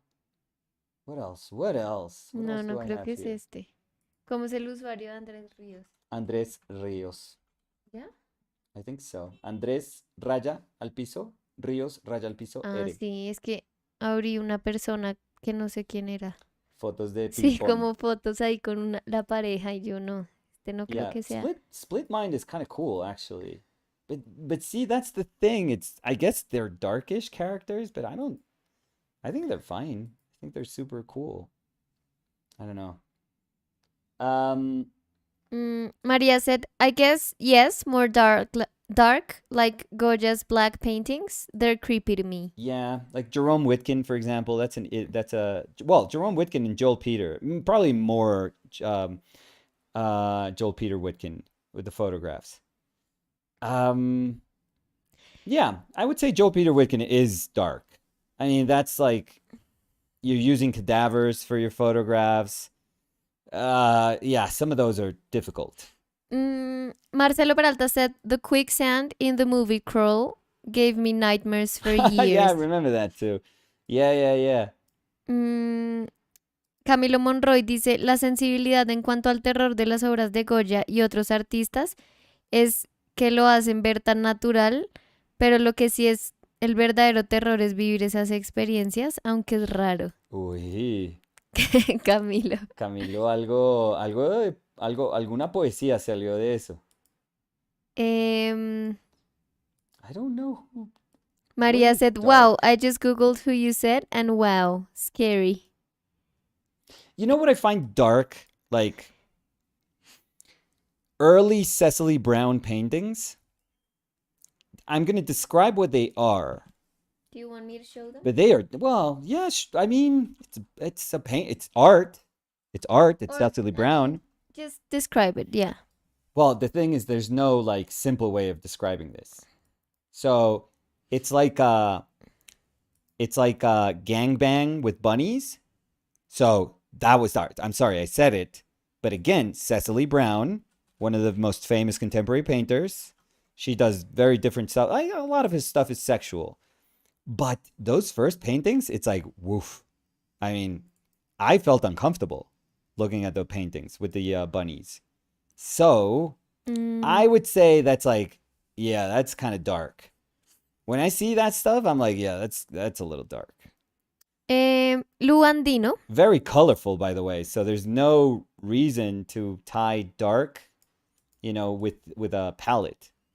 Lu Andino dice, para mí Francis Bacon es bastante turbio. Yeah, that would for sure. That would work too. Y Lu Andino también decía, hola Dani y Nicolás, los estoy escuchando mientras trabajo en mis encapsulados con resina. Uy, chévere. Buena ventilación, por favor. Sí. Oh, there's a dude. I don't know his name like but I always like what he does. He does like videos and he covers his face with like this clay, like always looks like a demon. And he does like these um performances. Always like muddy clay, like always covered with like white, like a white ashy. I don't know. I know that's a vague description, but if you've ever seen him, you would be like, oh yeah, I know exactly. That dude is like weird. That sort of stuff is pretty weird. Yeah, I don't have Um, anything. yeah, I mean, I'm looking and looking, and no, me neither. The thing is, I see stuff, but then I think I don't like I like this stuff. no. Yeah, me neither. I even have like super cute things There's saved. um I remember Mark Quinn used to or did these sculptures, these what I think are incredible sculptures of carcasses, of cow carcasses. They're bronzes Mm-hmm. of cow carcasses. I know, and I know that's a touchy subject for a lot of people. But when I saw those, oof, oh my God, that's powerful. I was like, I would 100% have this piece of work in my, if I have like this, if I had this imaginary mansion where I can, collect all the art that I want. Oh, one of those Mark Quinn sculptures would so be there. Like I would have um, a Cecily Brown black and white nightmare because she did these paintings of figures that were in bed and having like nightmares. I would have that. I would have like a Goya black painting. I would have a Mark Quinn sculpture of these carcasses. Maybe Sotin, Haim Sotin, also sculpture of this carcass. So maybe that sounds like, okay, that's dark, dude. That's a lot of carcasses you're talking about. But think they're so cool. Like, I imagine all those pieces together and I'd be like, okay, this is cool. Like, this is very, very cool if you Maria put it said, together. "You're so informative. Thank you as always." Yes, and you're talking about Oliver de Sagasan. Yes. Yeah, Oh and my Julian God. Fox also said Oliver de Oh Sagasan. yeah, So, that dude is nuts, I feel. mm, Like not dark, but nuts. yeah, I don't have anything. I'm always like that dude. That's kind of nuts. But again, This it's is what I have. yeah, Danny has like a pet watermelon. I don't So know what that is. I don't know why. I mean, it's cute. I know why I saved it, but no, well, because you're more sensitive to cute than to like yes. scary or like weird or. Yes, I don't have.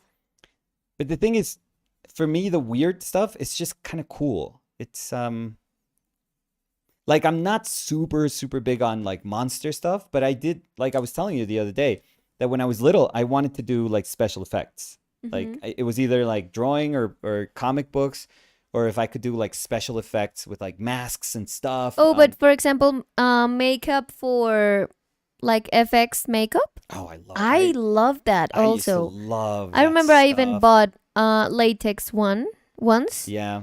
to because I loved when it was Halloween Hollywood Bullying. Halloween Yeah. to be like super scary. So I always had like blood things. I mean, Yeah. I like that type of costumes. Yeah. And I did some, Customs. yeah, well, it was in Hollywood. Yeah. Hollywood, what? Halloween, Oh my Nicolas. God. I'm having a stroke. I'm sorry. Danny's having a breakdown there. Why am I saying Hollywood? What's I Hollywood? don't know. I don't know. But I did like a cut in my face Well, with makeup, just to clear people to so with that yeah. I'm everyone talking has about latex. yeah, So I makeup. used latex, yes, and I did that with like fake blood. Yeah. So the cut was very good, but the blood was like ketchup. So it killed my vibe. But yeah, I just remember that. So go ahead, you were No, no, saying. no. I'm sorry. No. Something I happened want no, with no, no. my I want you brain. to that Hollywood. Hollywood and Hollywood. Halloween. For Halloween, just start with ha, and then you can. But if you start ha, that takes you to Hollywood. I so- know how to say Halloween, Nicolas. Well, I don't know. Thank you for teaching me, but Well, I don't know. it was like a brain fart. I mean, we just had 20 seconds of maybe that not being the case. Okay. Okay, hot dog. Okay. I mean, but that's the word. Hot dog is not Yeah. the word. That's the word. you Hot know? dog is If the I word. say that, if I say it like that, nobody's going to give me a hamburger. But if you're Hey. saying, oh my God, it's October 31st, it's time to celebrate Hollywood, No, Halloween. then Hollywood. Hollywood, time to celebrate Hollywood, that takes you somewhere else. Well, People are going to be looking at you if like, I'm in what is- LA, maybe they're like, yeah, we can Uh-huh. celebrate Hollywood. You sure? Halloween. Sure, lady. So Robin was saying hi y'all. So we do have our Rose here. Rose assembled. Hi Ro. How are you? Camilo Monroy dice, buenos días, qué pena no saludar primero, tocaba aprovechar el momento de lucidez. Uy, ya, y se Ya se se cansó. fue. Ya es Sí. como, Sí, ahora sí saludo. sí, Ya se me apagó. me disculpan que ya me estoy echando una ducha fría. Un pésimo chiste. No, pero, ay, ya, quedó brava Ya. por lo de Halloween. Paston said, Otto Dick's paintings Yeah, those are, of Wounded War veterans are hard to look at. yeah, those are tough. Irving Torres said, I'd be cool to see some of your favorite art pieces that you guys have collected over the years. We could do that. Yeah, we were looking, we had to, well, I mean, it's not a huge collection, but it's very big for two regular artists like us, I would say. That collect in an apartment too. Yeah. And where our aim is not to collect, it's just to Enjoy. be able to, enjoy people's work that we want to appreciate and we want to support. So that, we should have that in mind first. But yeah, we should do, do you think, Danny, I'm asking seriously, and it's totally fine if you feel that you need more time. I don't Do know. you think you need I know more what you're time? gonna ask, but I for- don't know. Okay. I don't know. Maybe Because I was going to say, before you answer, don't worry. to do that on Monday. Yeah, we could do like a small, like little tour of like paintings that we like or stuff that we've bought that we like. And we could make it like an appreciation video of the artists that we admire way more artists than we've had people that we've had the ability or the chance to buy stuff from. So I also want to make that clear. Yeah, and Like I have in my history of meeting painters and meeting wonderful people, I don't have work from all those people. no. So- And also we have a budget, Yeah. not like an unlimited budget, but No, that one's used for the statues. So I'm so kidding. I'm not really. so yeah, there's a lot of artists that we would love to have their work, but we can't. Well, let's say there's time. It's a slow, like we're not in a rush either. So Yeah, but for example, I think about Andrew Cranston. oh, we'll never I would be able to- love that, but it's like Yeah. 15K. So I'm like, yeah, I would love that, but I can't. I mean, I can't afford that. So, but no, I mean, let's do it. Let's say it here. Let's do that on Monday. Awesome. So, not next Monday, but the Monday after that would be the visual correspondence. Oh, okay. I thought you were gonna say not next Monday, but the one like No, for no, no. this thing. No. Let's do that next Monday. Oh, If perfect. you're okay with it. Yes, for sure. And we could do like the setup we always do with the visual correspondence. So it could be both of us talking and we could show the images, like the work that we want to show, the 'cause things we I have. was gonna think if we set up somewhere else, but Oh. then internet is a problem. I think. Well, we also have to have cable to the live stream. Oh, but we could use my yeah, but we don't have my a laptop. long enough Ethernet cable. That's the thing. Well, We could do it like Wi-Fi, but we Wi-Fi could is never good for see. streaming. No, we could see because maybe Maybe what? because my Ethernet cable in my Mhm. desk, Is it it's super long. long? I think it's super long. Yeah, if I'm not like misremembering, I think it's super long. So maybe Okay, this is gonna be a production then. it can go to the living room, and we could sit in the living room. Okay. So, I mean, we have to check that. But if not, we're gonna be here. We'll work it out. But yes. So can we count with you guys? Are you gonna be here? I think that would be a cool thing to maybe do a story in your Instagram, because I think there's a lot of people that when you post things that we've bought, they've been interested in seeing more. Yes. So I think it would be cool if you could do like a post telling people that we're gonna do that, if it's okay with you. Yes, perfect. Yes. Maria said, wonderful idea. Camilo Monroy said, sí, sería cool ver esto, pero la mansión está cerca con ese trabajo tan duro que están haciendo, de seguro se les data pronto. No, No, yo Camilo. creo que Camilo está siendo un poco generoso, pero Sí. No, y sí. O sea, trabajo duro, sí, pero pues eso no significa ingresos para una mansión, no, no. para nada.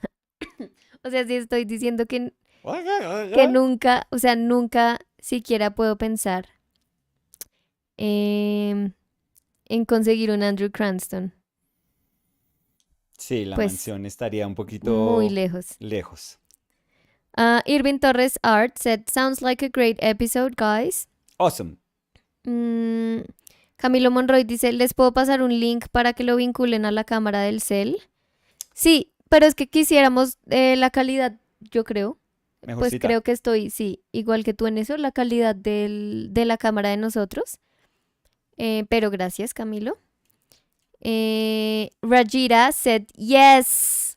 Marcelo said, yes, count me in. Oh, awesome. Undine said, see, of course, I will definitely be here for it.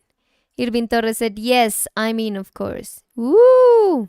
So, 1, 2, 3, 4. It's going to be 6, counting you and I. Oh, that's a I think party. that's, yeah. So, yes, we're going to do that on Monday. I Perfect. can also do like a little post here in the YouTube community tab. Or if you get verified. Ooh la la. No. Ooh. I mean, because we were joking around with that, and I was like, oh, you can get verified. And Nicolas was like, why don't you try it? And I was like, I'm never gonna be verified.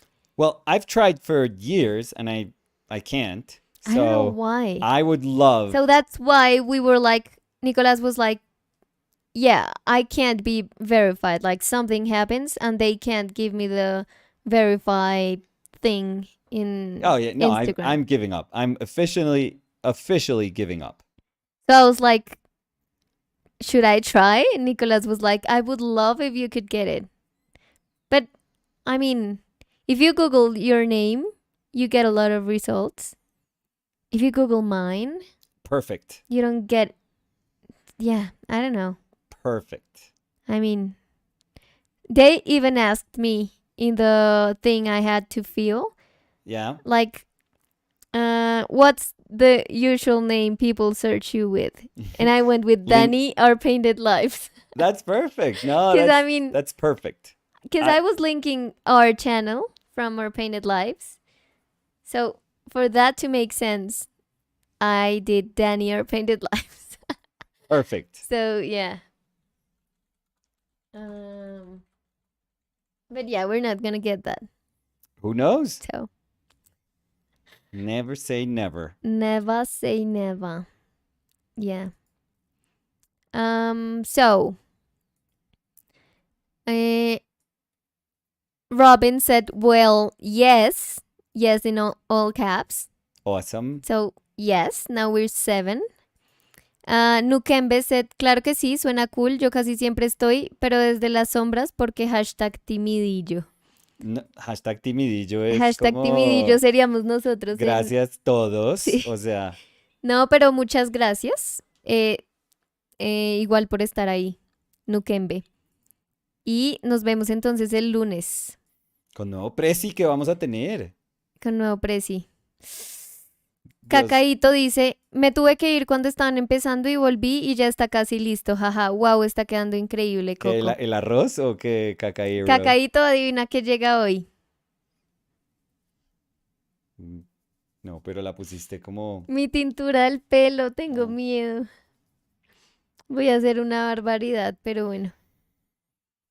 Porque No, no hay comentarios, solo te oigo respirar no, profundo. no, pues ya dijiste Hollywood, tratando de Hollywood. Halloween. Voy a tener pelo de Hollywood. Hollywood, Hollywood. Oye, es como si te hubieran echado agua y Hollywood. tuvieras Me un dice, enchufe. pero es que yo te he contado que a mí, yo siento que a mí algo me está pasando. En serio, fuera de chiste.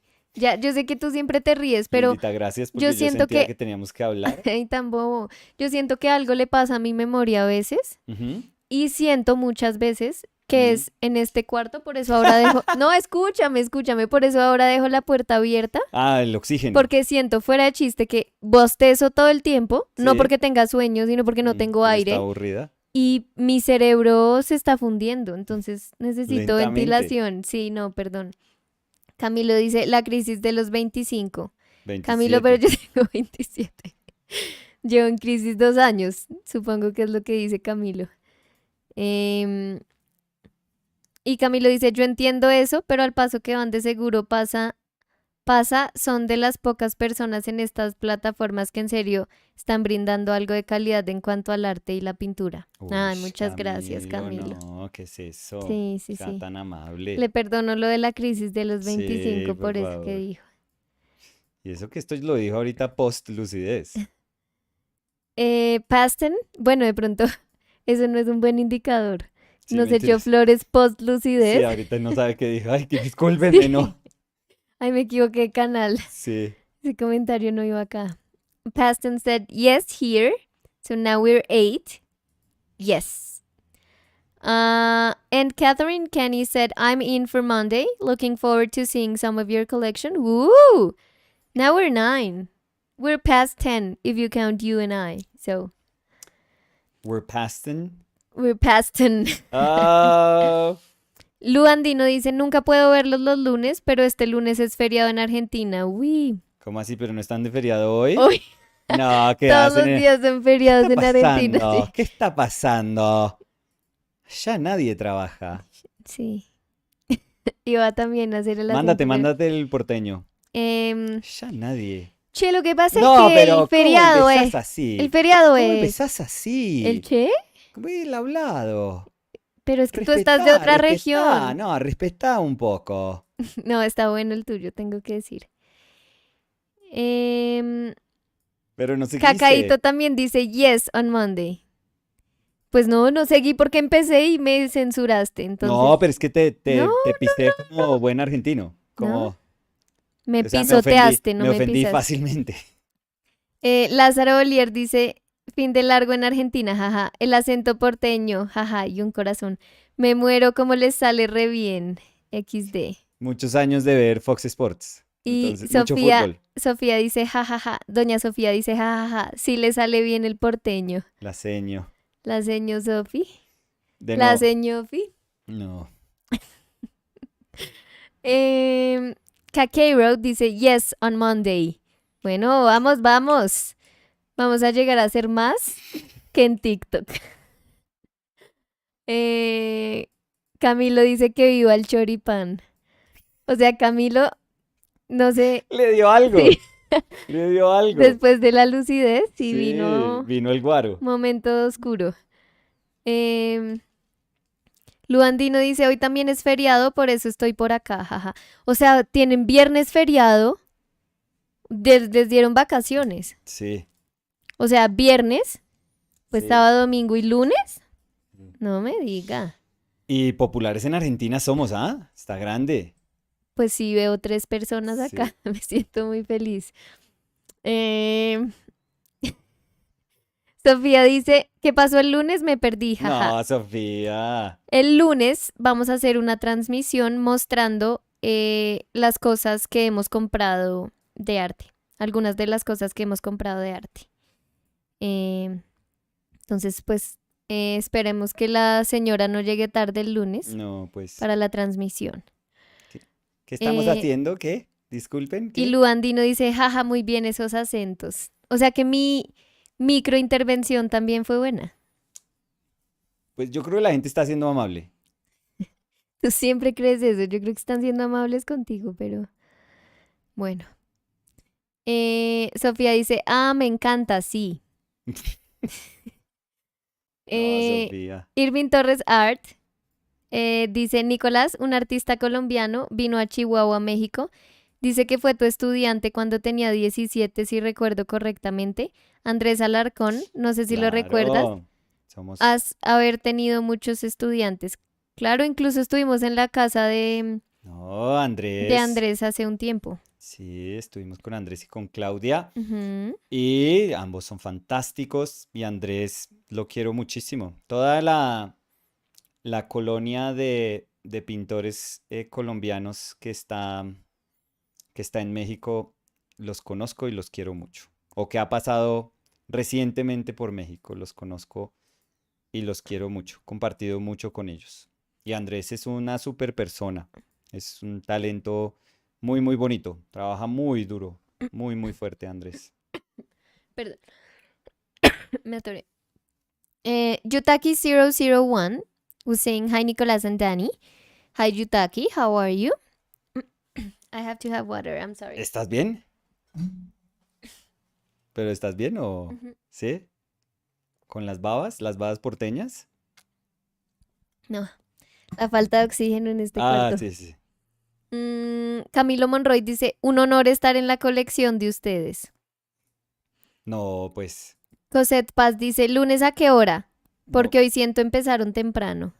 Bueno, No, yo Cosette, creo que el lunes por la tarde puede ser. sí, pero Cosette, sin el regaño, bueno. Le agradezco, pero sin el regaño. Pero, había visto que Cosette había dicho hola niños. Entonces, Bueno, gracias. Ya no sí, es el señor y la niña. sí, sí, sí. Ay, estamos recibiendo resto de bots. ¿Qué está pasando? O sea, me la he pasado bloqueé, y bloqueé, y bloqueé. Bloqueo. Mm, mm. A ver. Dios. Eh, Cosette dice, es que no es regaño. Pero más amable, Cosette, entonces, por favor. Que ya me Eh, está dando susto hablar con Cosette. obviamente es un chiste. Yo no. Irving Torres Art dice, tuvimos una charla muy enriquecedora, la verdad muy humilde, será algo de los colombianos. Andrés es muy, muy amable. Muy, Mm, muy amable. Y de Sofía, nuevo, y toda la otra, el resto de personas que siguen allá también, o que han pasado o han hecho exposiciones allá en México, son personas muy, muy amables. Cosette dice, es que yo no sé cuántas horas de diferencia tenemos, USA North a Colombia. Ja, Eh, ja, ja, es chiste. ¿Dónde, Cosette, si no le molesta decirnos y le puedo ayudar a ver si estamos muy... Porque depende si es más afecta a las costas, no tanto el norte, sino las costas. Si está muy al oeste, por ejemplo. Sofía Centurión dice, pregunta random. Por favor. ¿Alguna vez trabajaron de... Dios santo, ¿qué me está pasando? Es que siento como reseca la garganta. Mm, Listo, ¿Segura? creo. Dice, ¿alguna vez trabajaron de algo no relacionado al arte? Sí, Joven, sí, muchísimo. sí. Cualquier cosa hacía yo. Yo trabajé 5 años en bares. Trabajé como mesera y como bartender. Sí. Uy, y yo hacía como catering, o sea, yo vendía cosas en la calle, Hacías como cual catering. como catering de a choque. Sí. Eh, no, yo hacía catering, hacía como mesero, básicamente en catering. O sea, para para exposiciones, como para inauguraciones de exposiciones. Entonces yo les servía vino, cualquier trago, cualquier licor a los que ¿Licora? atendían. Algo te Em, está pasando a ti con el hablado hoy. no, es que iba a decir trago, pero yo no sé cuánta gente entienda trago. Le servía licora.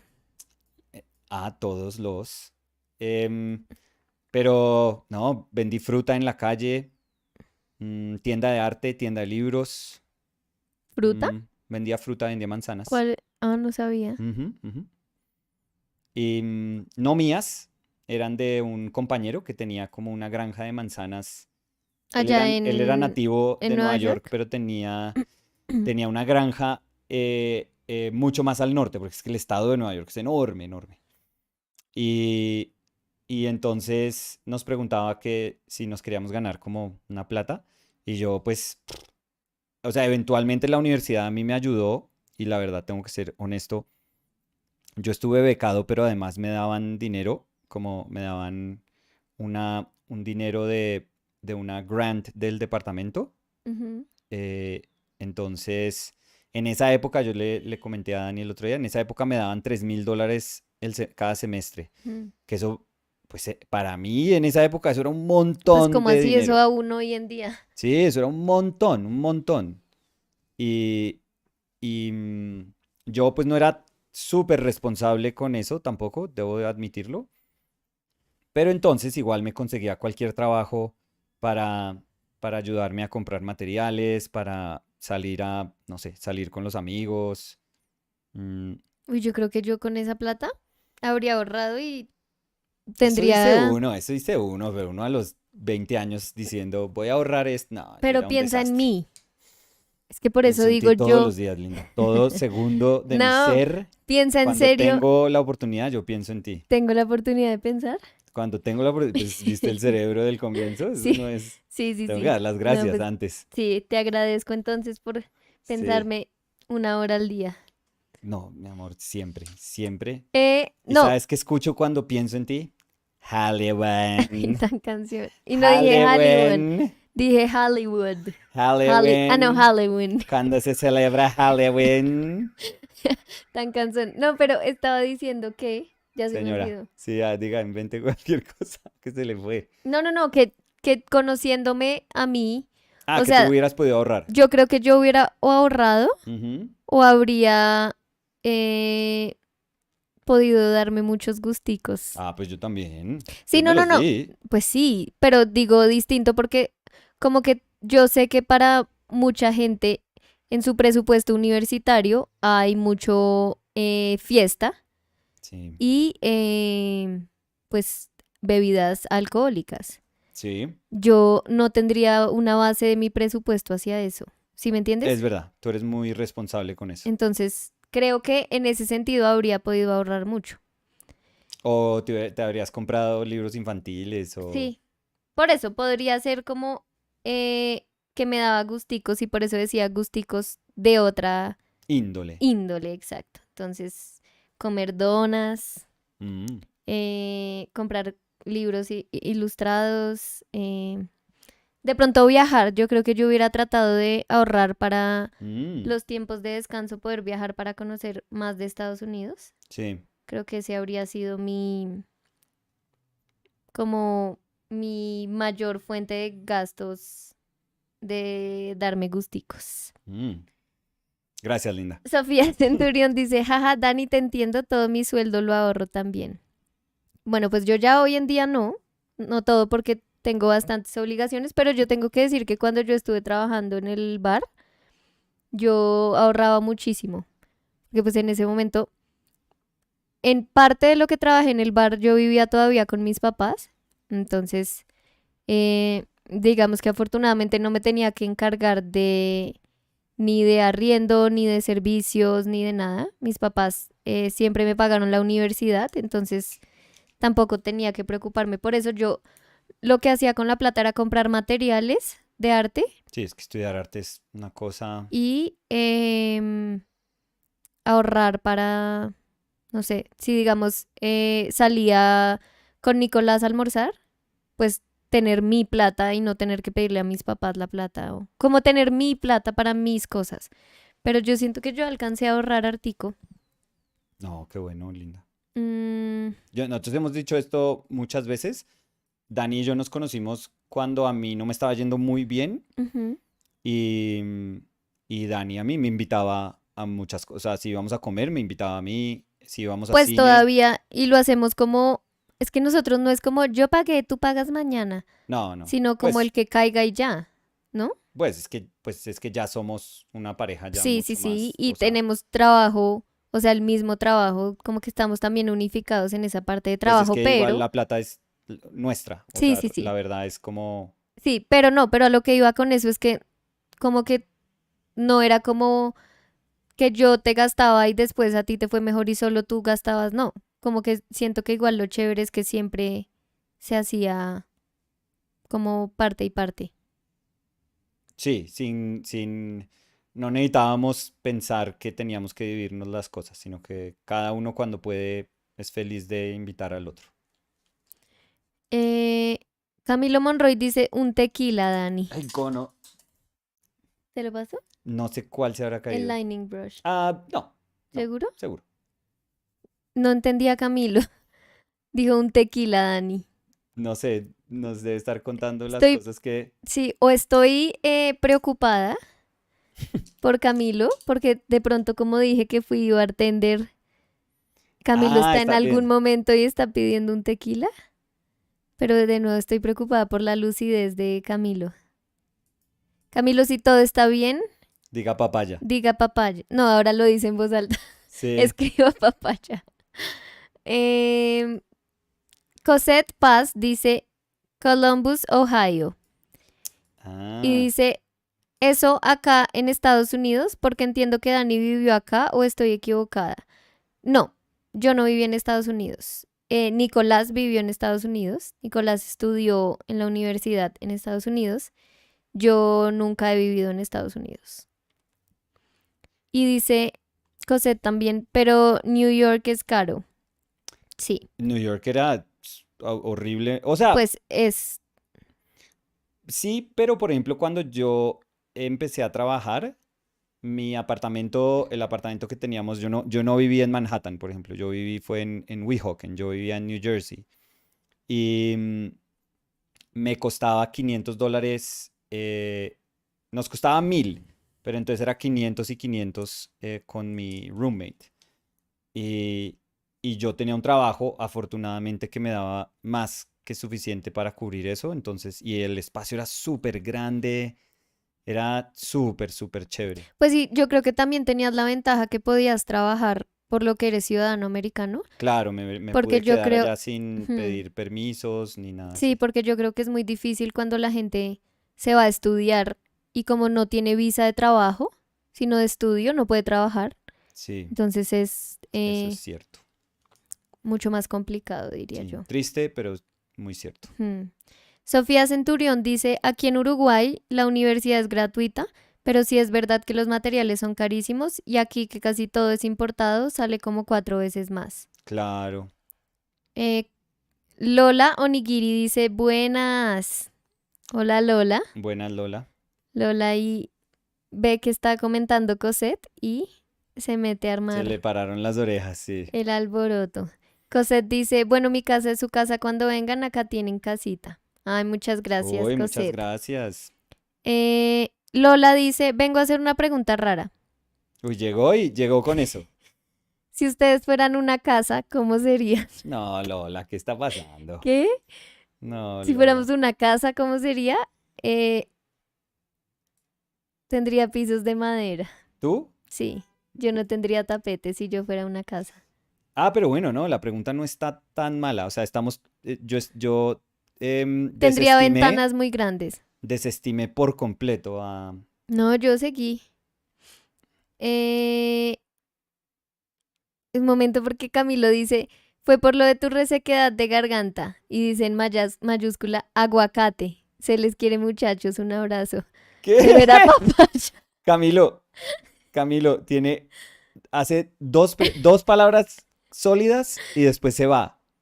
O sea, no O dijo sea, papaya, dijo no aguacate. estamos O sea logrando que como no hilar. sé si está bien. Sí, Ahora estoy preocupada, no sé si es sí. como un llamado de auxilio. ¿Será que se está tomando todo lo que no se va a poder tomar por la ley seca? Sí. Bueno, yo tendría pisos de madera. Sí. Es que yo, ¿sabes qué es lo chistoso? Que yo estoy describiendo las cosas que me gustan en una casa. Pues seguramente lo que te gusta en una casa es donde quisieras vivir, No, no, no, entonces. porque si ustedes fueran una casa. Ah, no, yo una abandonada, yo no quiero que gente viva en mi, qué mamera, gente pisándome, haciendo ruido todo el día. No, mi casa sería donde vive Nicolás. No, qué, O qué sea, cosa, oye, sí, ni siquiera haciendo una casa estática me puedo alejar de librar ti. de mí, Yo, sí, no me toques, no me puedo sí. Esta mover. puerta no Todo abre el día yo porque rogando por no un puedo terremoto. salir. Em, no, pero a ver, entonces si la pregunta es más bien, ¿qué me gusta en una casa? Que tenga pisos de madera, que tenga ventanales súper grandes. O sea, a mí me encanta. Y una de las cosas que más me encanta del apartamento en el que estamos es que la sala tiene como unos ventanales de techo a piso. Y me encanta cómo entra la luz así. Ujú, Me gustan los techos altos. ujú. Mm, Claro que ya me está gustando más si fuéramos una casa. bueno, si yo fuera una casa también sería así. Bueno, pero de techos altos yo creo que yo no tendría techos. Quisiera ser. O sea, yo vería las otras casas y yo diría, ay, yo con este techo tan bajito. ¿Y una casa vieja o súper nueva? Yo creo que yo sería una casa nueva. No de tecnología, de que con un control se bajan las cortinas y todo, pero sería... Los acabados de mi cocina serían nuevos. No serían última tecnología, pero modernos. Mm. ¿Tu Yo casa tendría tapete? no sé, se me metió en la cabeza que quisiera hacer un iglú. ¿Un iglú? Un iglú. Porque eres todo lo contrario, porque estás sirviendo siempre. Un iglú. Entonces Es quieres... temporal. Un ratico. Estoy frito.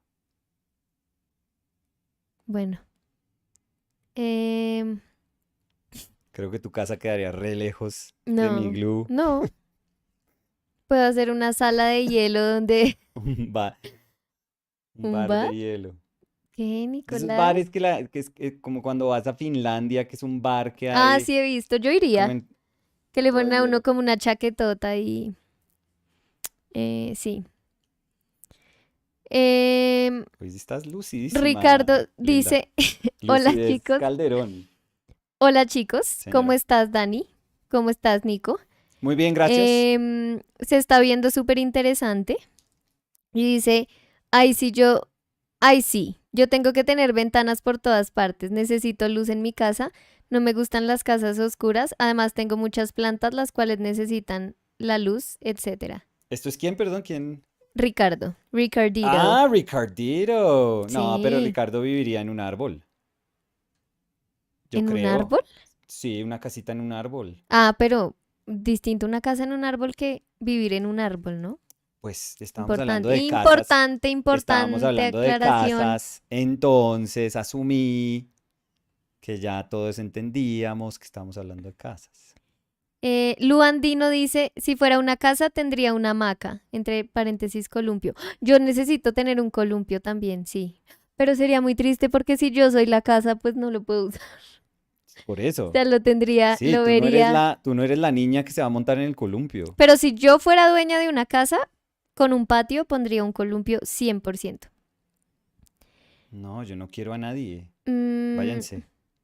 Váyanse de mí. Gaby dice, no sé de qué estamos hablando, pero yo soy un perejilito que necesita fotosíntesis y algo con muchísimo sol. No, aquí.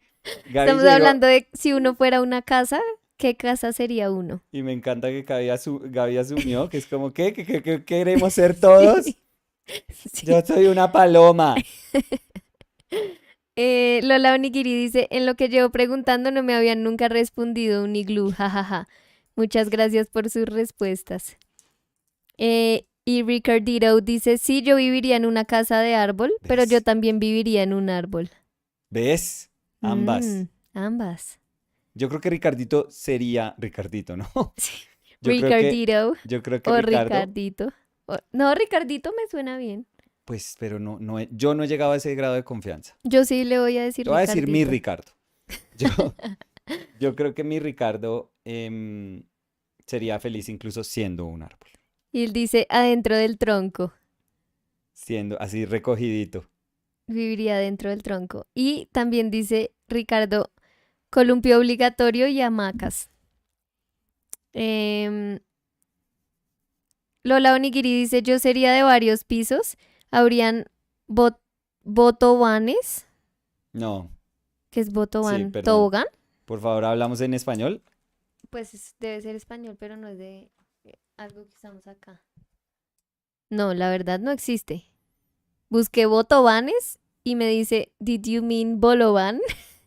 ¿Bolovan de pollo? De pronto quiere bolovanes por todos En todos lados. los pisos. Sí, No, después dijo toboganes. Entonces, toboganes. toboganes y escaleras y cambiaría constantemente por dentro y No. por fuera. Importante que siempre hayan ¿Esto es ventanales. Lola? Sí, ¿Lola estará con Camilo sí. o...? Botobanes constantemente. Sí, no. Oye, yo porque tú no eres solidario con tu risa. Tú haces un chiste malo, yo me río. Yo hago un chiste malo, tú silencio absoluto. O sea, muteas el micrófono, Nicolás. Porque se me hace mucho más respetuoso no reírme, como darte fe de que no fue chistoso. A mí, por favor, no te rías de mis cosas si no son No, chistosas. porque me ¿Qué es da risa que hagas el oso. ese No, no es piri. piri, Yo no no me es río piri? piri por ti. 100%, eso es No, me río solidario. es como. Literalmente es la No, porque definición de ser me solidaria. río como porque me da risa tu esfuerzo. Peor, ¿qué es eso? Eh, Ricardito dice, ay, brother, díganme Ricardito, los quiero a ambos con confianza. Bueno, Lola dice, jajaja, no sé escribir bien. Mm, si yo fuera una casa, sí, bueno, pero ya me fui muy riqui ricón, pero me parecería lo máximo tener una pista de bolos. pues hay mucha... Sí, no, pero hay Por mucha eso. gente que tiene esa capacidad, sí. Pero, o sea, no me la imagino así como súper fancy, pero sí tendría una pista de bolos. No sé cómo convergerían esas dos cosas. ¿Cómo así? Pues, o sea, no me la imagino como la casa, las casas que usualmente tienen una casa, una pista de bolos. Sí, O sea, grandes, carísima, sí. Pero, pero...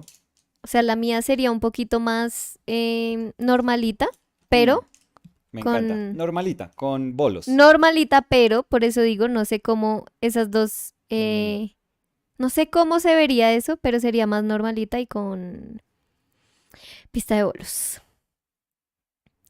Lola dice, uy, sí, un piso de solo juegos. No, pero Lola quiere ser un edificio, porque dijo tobogán, escalera, cambia por dentro y por fuera, tú estás pidiendo bolos, tú no tienes ventanales. cómo juzgar a nadie, me haces el favor. Am, sí. Si solo puedo hablar yo que mis paredes son de hielo. Gaby dice, igual mi comentario no estuvo tan lejos. Si fuera una casa tendría muchos ventanales, a recibir mucho sol.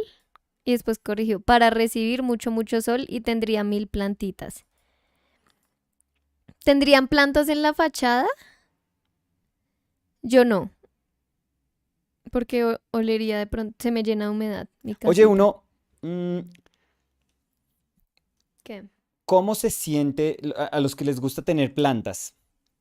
¿Se sienten mal en algún nivel de haberlas como extirpado de su hábitat natural donde florecen felices para que solo puedan estar con uno y darle a uno compañía? No, pero acá, Nicolás. No sé, tengo curiosidad para aquellos que tengan plantas. Camilo Monroy dice, el amor, si yo fuera una casa sería como una de las que existe en Quinta Camacho. Bueno, Em, Cosette dice, como casa me encantaría en medio de árboles y mucho jardín por dentro. ¿Jardín por dentro? o sea, en medio de árboles y un jardín por dentro, eso se llama afuera. Cosette. Sí, o una casa abandonada que ya le creció. Sí, La eso se llama maleza. quiero estar afuera, Cosette. Y mucho jardín por dentro, muy amplio, grandes ventanas con piso de madera y pocos muebles, paredes llenas de arte. Y dice, Sí. no, porque las compro en sus maceteros, así que las que tengo no conocen más que el barro. Uy, tú no conoces más que el barro, Como planta. un pajarito en una jaula. Agradece que en tu Eh, vida no has conocido más que el barro.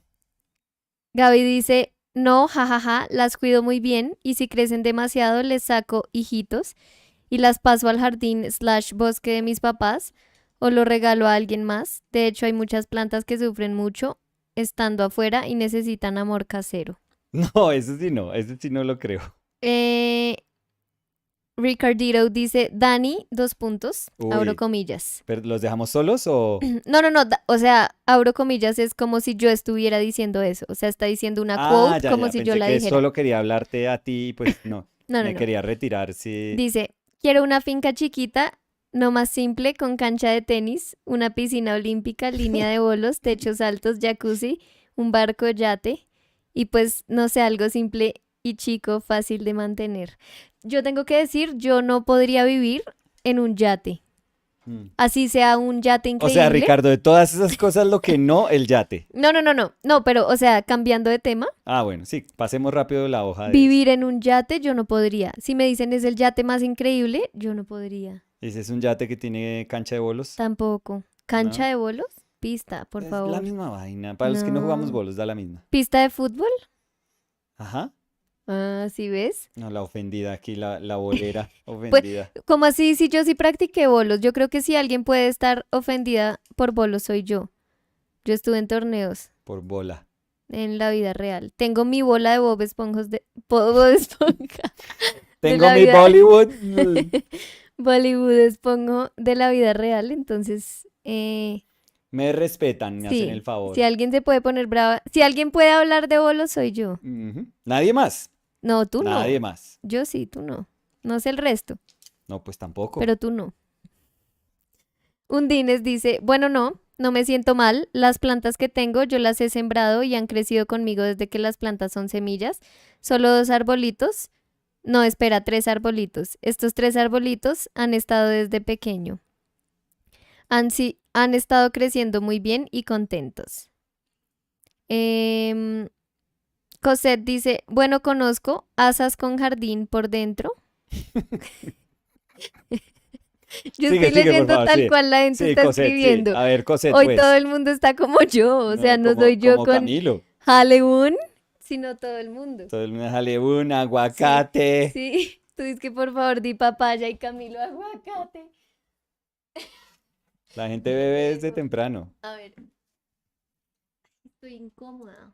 ¿Mm? Estoy incómoda sin tener mi pista de bolos.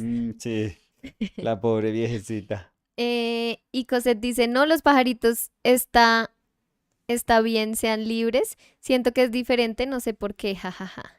¿Ustedes creen Y que dice, las me comí la plantas, C. ustedes creen que las plantas son, son seres, o sea, tienen conciencia? Quiero saber eso, en serio, estoy preguntando súper en serio. ¿Las plantas tienen conciencia? Gaby dice, sí, Nicolás, por ejemplo, o sea, no a tu respuesta, no a tu pregunta de ahorita, sino lo estaba diciendo antes. Sí, Nicolás, por ejemplo, hay muchas orquídeas en carretera que no pueden florecer, o el otro día unas orejas de elefante que estaban divinas, no, que estaban pudriéndose y ahorita en mi casa están divinas. Uy, Eh, pero Gaby, eso no es como cuando se van los que van a filmar a la National Geographic, los de la National Geographic que van a filmar un documental al África y ven cómo leonas están acorralando un elefantito y todo el mundo es como instintivamente, por Dios, hagan algo, como que salven al elefantito y ellos no pueden porque pues no. O sea, ¿será que nosotros no ayudamos porque es que es leonas contra un elefantito? Pero pues si es una planta decidimos que sí, porque pues la planta no se queja y no dice nada y no. Camilo Monroy dice, me encantan los viernes con ustedes. Llevamos como dos, Dos. Camilo, pero bueno, gracias. Gracias, Camilo. Sí. Marcelo Peralta was saying, there's a lot of old houses in my hood. I would love to one day get to live in any of them and make that at least one of them don't go down and became a parking lot.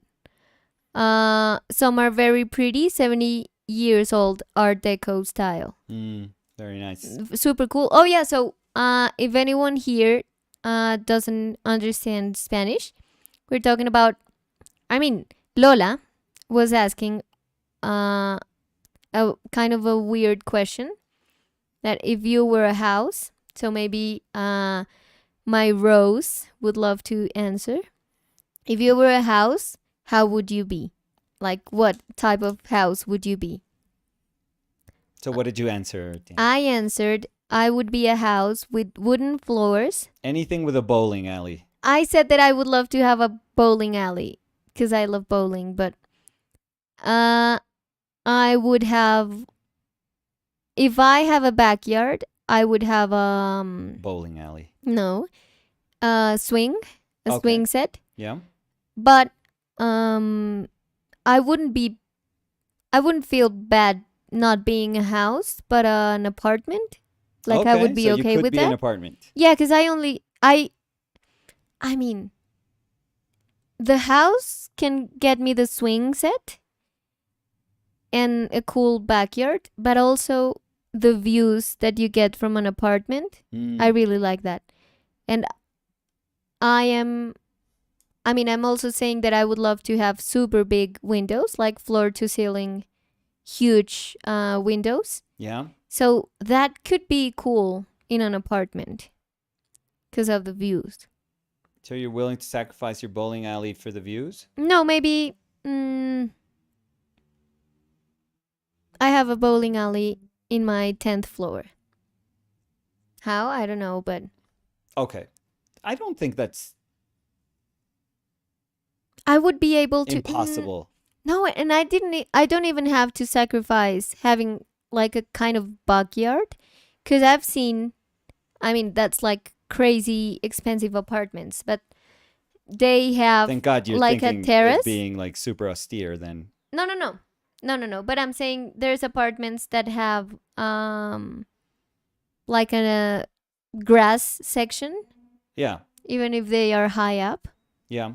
But I wouldn't want to be an apartment with crazy technology. Like, I would want to be one with normal things, like make Normal things. that I can Bowling make alley. it feel like home. Bowling alley But on a I'm 10th the floor. house. I'm the house. So, yes.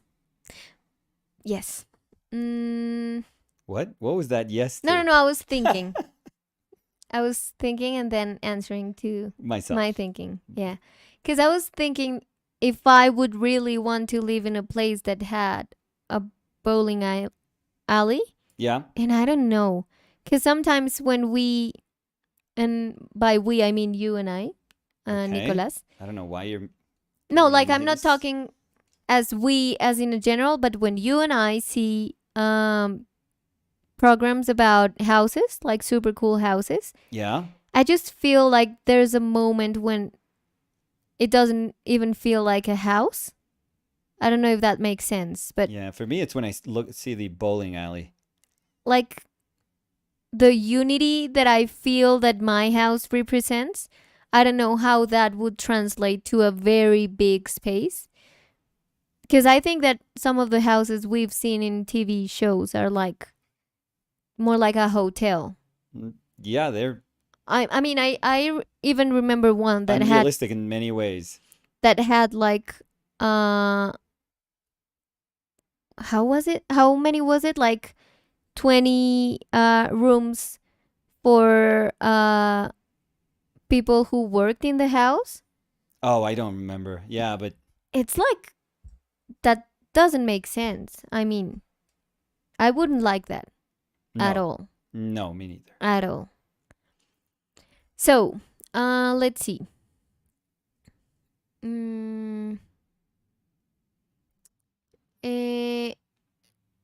Ricardito dice, hay plantas las cuales yo compraría porque son muy las cuales no compraría, es que dice jo compraría. Voy a leer tal cual todo el mundo escribe, creo que es más fácil así. Hay plantas las cuales jo compraría porque son muy raras y prefiero a que se queden en su área natural, pero hay otras plantas que son mucho más comunes y son fáciles de propagar. Es más, la mayoría de plantas que tengo termino teniendo que cortarlas y normalmente tengo muchas propagaciones y pues siempre se las doy a mis amigos y familia. Se siente bien. Tu pregunta, Sí, Cosette dice, ¿todo viviente? Creo que sí, Nico.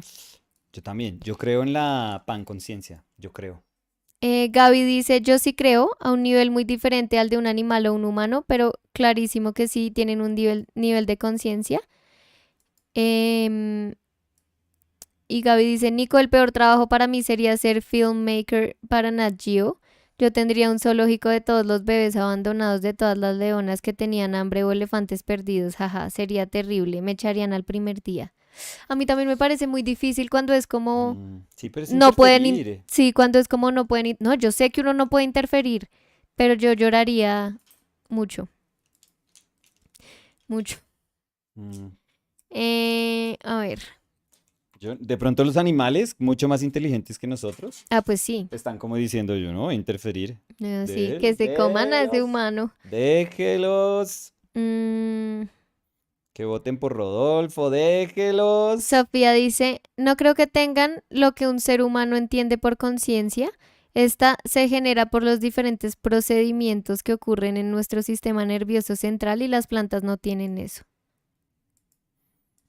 Bueno, no. Pues sí, pero Sofía, no. Nadie sabe dónde está la conciencia, Sí. ni cómo se genera, ni Ujú. por qué se genera, ni en dónde, ni en qué etapa, ni nada. Nadie sabe eso todavía. Em, Mi mamá, por ejemplo, yo me acuerdo, mi mamá le habla mucho a las plantas y es muy curioso cómo las plantas se ponen cuando mi mamá las cuida. O Ujú. sea, me acuerdo que yo tenía un bambú que mi mamá me había dado y se me estaba muriendo en el cuarto y mi mamá, no, es que tienes que tratarlo bonito. Entonces lo llevó a la sala Trátame y era como, suavemente. hola, ay, qué lindo, ¿cómo estás? Y mi mamá siempre habla así mientras riega las plantas. El bambú divino creció, o sea, yo lo llevaba teniendo 3 años, no creció nada. Con mi mamá creció, le creció como una hojita toda linda al lado, entonces lo regalé. ¿Pero será porque le hablaba o porque le echaba agua? No, yo también le echaba agua. Mm, Incluso si yo no le echara agua, mi mamá lo regaba si estaba en mi cuarto. Me la conozco. Em, Cosette Paz dice, pero si la planta está creciendo dando flores verdecita y se les cuida lindo, porfa, Nico, no me hagas sacar mis plantas. Sí, no, Nicolás, es que juega a ser ahí Devil's Advocate, pero no, no. ¿Qué tal? Yo cuestiono todo. Todo lo cuestiono. Undines dice un libro que explora eso mismo, las plantas y conciencia. Thus Spoke the Plant by Mónica Gagliano. Uy, Y voy a porque es uno buscar. de mis favoritos y más o menos relacionado, The Spell of the Sensuous by Mm. David Abram. Uy, Eh, ¿me puedes tomar esos datos, sí, Lindita? Me interesa, me interesa. a ver, te los voy a guardar en un documento de Word, ¿te parece? Eso, perfecto. No, Eh, creo que no tenemos Word. En este compu no he no, metido Word, no. entonces en el Notepad. Sí. Notepad, sí, sí tienes. Eh, Listo. Dice, Undines también dice, Mm, hay otros libros de investigaciones, también hay par de documentales buenos sobre The Rhizomal Networks of Trees, que ujú. está relacionado a esto de la conciencia y las plantas. Entonces, voy a guardarte también ese. Si lo consigues, también me interesaría que lo viéramos. Tú Claro. sabes que a mí los documentales me gustan mucho. Em, mm, a ver. Gaby dice, e igual es que los humanos han metido mucha mano en hacer plantas y domesticar animales. Hay muchas orquídeas que genuinamente no sobreviven afuera porque son orquídeas hechas por humanos y necesitan cuidados especiales. Yutaki001 said, I'd be a huge Art Deco house with beautiful interiors, lots of windows and lots of doors. Ricardito dice, las plantas no creo que son conscientes, pero definitivamente se pueden comunicar las unas a las otras con método de feromonas y químicos que sueltan por las raíces. Gaby dice, y por ejemplo, ahora que tengo una paloma, he aprendido que nosotros domesticamos a las palomas y luego las abandonamos. No son animales salvajes, sino callejeros. Entonces, por ejemplo, sería mejor poder cuidarlas. Volviendo al tema de la conciencia, mi religión literalmente dice que sí, jaja. Las plantas se comen la energía, Dani, por eso reaccionan muy bien cuando uno les habla bonito, pero si hay muy malas energías en la casa o alguien que está haciendo algo feo, ellas se chupan la energía. Ay, pero yo no estaba haciendo nada feo. Sí, claro, Dani. No. Lo que pasa es que yo no le hablaba.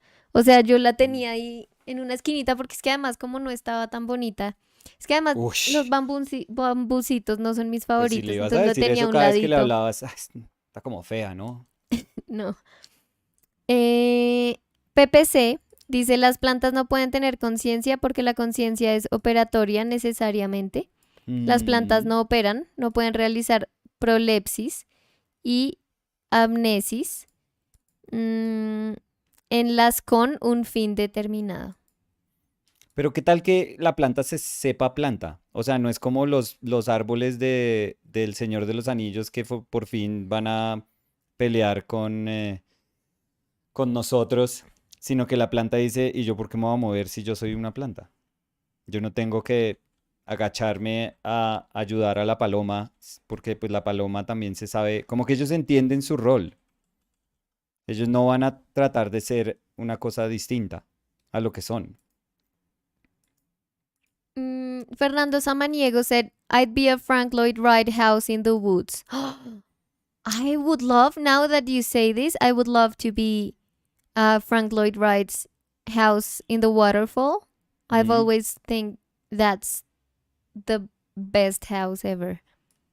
What about your It's my favorite Frank Lloyd Wright house, your by the way. bowling alley?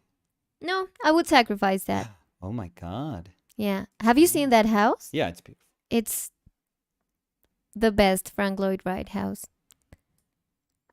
Which is a tough thing to choose just one, but I think my dad would like have a panic attack trying to decide on one Frank Lloyd Wright house because he's an architect and he loves him. So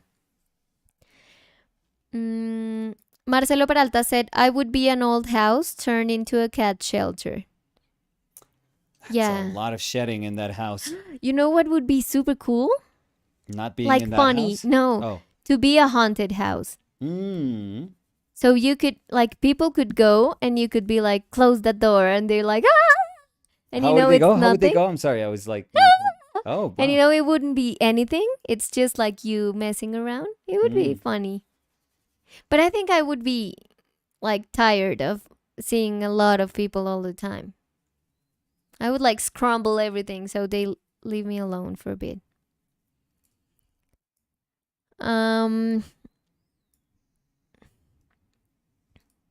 Marcelo Peralta said, "Oh, Fernando, very fancy. I like it."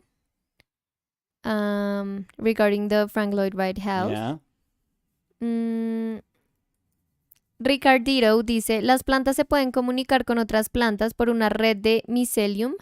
Si sus raíces están comunicadas por el mycelium, la parte del hongo que no vemos porque un hongo es solo la fruta del organismo. Es como Avatar. Todo es Avatar. Yutaki001 said, my apartments would have lots of tech, but mainly immense computer chassis. Ajá. And that would be outnumbered by lots of paintings. To me, it's when people try to make a house look like an expansion drive. It's just not going to work. Okay, that was very specific. That was very PC driven. So I think they have probably built their own PC. I'm gonna guess that they have built their PC. Marcelo Peralta said, maybe an old warehouse adapted to be a home. I could 100% live in a warehouse. Camilo Monroy dice, yo siempre estoy así bien, viendo a mi mundo aguacate. ¿Qué? Un momento, no entiendo nada. No. Camilo dice, voy a leer literal. Sí, por favor. Yo siempre estoy así, bien, viéndoos a mi mundo, aguate. Creo que todo ser en este planeta tiene esta cualidad. Creo que todos somos energía y así nos expresamos. Es cuando uno abraza un árbol. Ujú.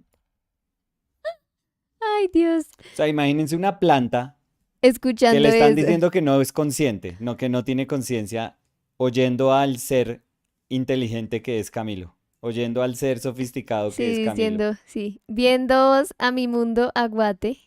viendo a mi mundo aguate, Royal Drawing was y saying, nosotros estaba, diciéndole a la planta, no, está bruta. estaba diciendo, hola, ya vine, ¿cómo están? Yo sería la casa en la que vivo actualmente, pero sin vecinos. Uy, muy bien. Sí, a mí mi casa también me gusta mucho.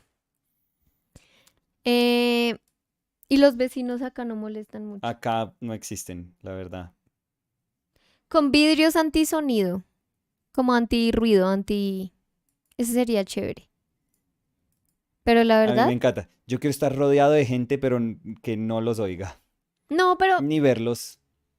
no, o sea, porque es que yo creo que a veces es chévere que uno pueda decidir cuándo quiere estar rodeado de gente y cuándo no. Digamos, en el apartamento anterior que vivíamos, uno podía decir no quiero oír nada y oías todo, todo, todo. Y pues eso es como difícil. Ujú. Gaby dice, pues Nico, estoy literalmente cuidando una paloma que tiene un ala chiquita como Nemo. Le estoy haciendo fisioterapia. No es como que pueda quedarme quieta. Las plantas... Ah, bueno, no, eso ya me lo había dicho. Pero quedarme quieta como así, Gaby. No sé, es que yo además estoy leyendo en desorden, No, entonces sí, pero no no sé sé. si le dije a Gaby algo de que se quedara quieta o algo, no sé. Doña Quieta, Sofía Gaby. dice, entonces tendré que hablar con mi profe de biología de hace unos años, jaja. No, uy, señor Sofi, no, si supiéramos dónde reside la conciencia, eso sería como el avance más grande que ha hecho la humanidad. PPC dice, los animales también tienen conciencia.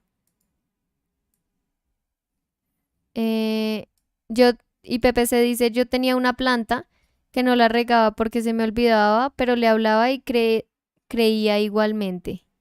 Eso es extraño, ¿no? Creía en... Yo literal estoy leyendo, yo siempre hago una editorial, Crecía. sí, sí, sí. Hay estudios que dicen que en el desierto no crecen plantas porque allí nadie habla. Puede ser verdad. Uy, muy poético eso. Ni en el espacio. Cuando me como una lechuga, eso sigue diciendo PPC. Ay, ay, Cuando me ay. como una ¡Au! lechuga, ¡Au! a mí me sabe mal ¿Sí? en los dos sentidos, porque aparte de que sabe mal, la planta como que me habla y me dice, no me comas. No me comas. Ay, no, terrible. Cosette dice, yo le hablo a mis plantitas, tengo una come carne bella, yo ¿Qué? ilustro mucho de eso, son una belleza. ¿Come carne se llama? A ver. ¿Será de esas las que llaman carnívoras, pero que son las que se comen los mosquitos? De pronto. Sí, ¿Sí? Ah, bueno. sí, sí, sí. Sí, no es como que le eche un churrasco, Sí. un baby beef Le ahí. echaron un baby, es como, no, no, no. Mm, mm. Mucho Hoy gordo. quiero cerdo. Em, a ver. IGRCCRR Ujú. dice, hola Nico, hola Dani, por fin nos encuentro por aquí. Eh, Inma GC dice, ¿a quién pintas? Hola Inma. Immaculate. Ah, sí, Eh, y estaba diciendo Inma antes. Hola, por fin os pillo aquí. Saluditos. Hola Immaculate del Perpetuo Socorro. Este es Dickinson, Edwin Ujú. Dickinson. Incluso sabes que lo voy a poner en el título. Em, a ver. Un como Edwin Dickinson así medio, medio ermita. A ver.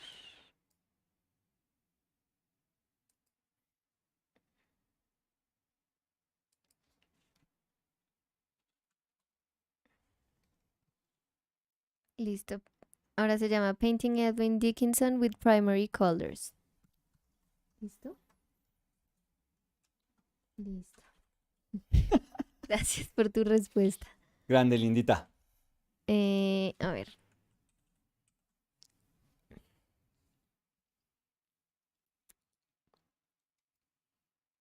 A ver qué dicen por acá. Mm,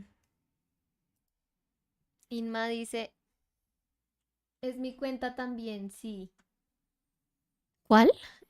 No, yo creo que hoy Algo está viernes, pasando con... sí, hoy viernes la gente está hablando. Eh, Pair Gineros dice, hola muchachos desde Bogotá, Colombia. Y Jair Piñeros dice, hola también desde Bogotá. Uy, Hola Jair, llegó ¿qué tal estuvo Paire. el...? Bienvenido a Pues su Paire. quiero saber cómo le fue a Pair y cómo le fue a Jair en sus viajes a Bogotá. ¿Qué tal estuvo el viaje? A Pair va a decir que le tocó una buena silla Y y Jair Jair va va a a decir decir que que qué mamera también. el man de al lado. Y que mamera el man de su silla. Mm. Mm, a ver, ¿dónde iba? Espérame que me perdí. Leslie Cavazos Garduño. Gabazos Carduño. Sí, dice, hola, qué Mm. bueno que están el viernes. Es mi cuarto día en cuarentena y me siento en una isla. Jajaja, son mi compañía. Ay, gabazos. Ay, Gavazos tiene COVID. Gabazos, como todo Pero, el pero planeta fuera de ahorita. chiste, pues hay que preguntar cómo se siente Leslie de verdad. O No, sea, si pues está yo bien. creo que está bien. Em, PPC dice, yo cuando me siento solo abrazo un cactus, pero siento como si me rechazara, no sé por qué. No, sea hueso, Y perdón. Camilo Monroy dice, ja, ja, ja, ja, ja. No, ay, Camilo, la audiencia para esa huesera de chiste. Cosette Paz dice, así las llaman, pero comen mosquitos. Sí, es que acá les decimos es plantas carnívoras, pero sí. Mm, Paulo Vázquez was Ujú. asking, Yes. Nicolás, I'm very curious about the quote unquote art parent. The what? Art parent. Oh, what does Do that you mean? have them? Who are they if you have? Uh, What's your opinion about having art parents? Good day, I everyone. had parents, And your mom was an artist. and my mom was an artist. But what's So, art parents? yeah, I'm Can not. you let us know a little bit more about that, Paulo, so we can I'm guessing maybe influences that you feel, or I don't know. I don't really know. I've never heard of that. So, if you could teach us a little bit.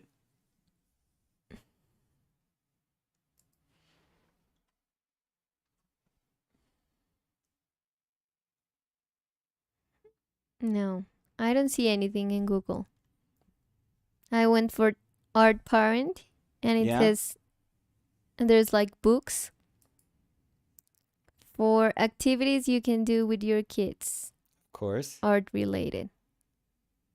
So, Maybe that's what they were referring to. um No, I'm guessing if it's like influence, like a big influence that somebody had on you that in your formative years, I could maybe imagine that that's what they're talking about. or maybe it's when like you work kind of like an as an assistant of an artist. Yeah. So they kind of see what you're doing and they kind of how do you call that in English? Like when they help you, Nicolás, ¿cómo se dice? Cuando un artista como que apadrina, sí, ¿cómo es que se dice? Mentorship? Maybe? Mentorship, yeah. So Yeah, maybe? maybe. I didn't have any of that, to be honest, so I don't know how that works. That's why a lot of times we get people asking about mentorship, and I'm totally respectful, but I don't know much about that, to be honest. I think teachers, having a good teacher is totally fine. Mm, Like I wouldn't be able to, and maybe this I don't want to make it sound harsh, but I wouldn't be able to live with someone that wants to work alongside us.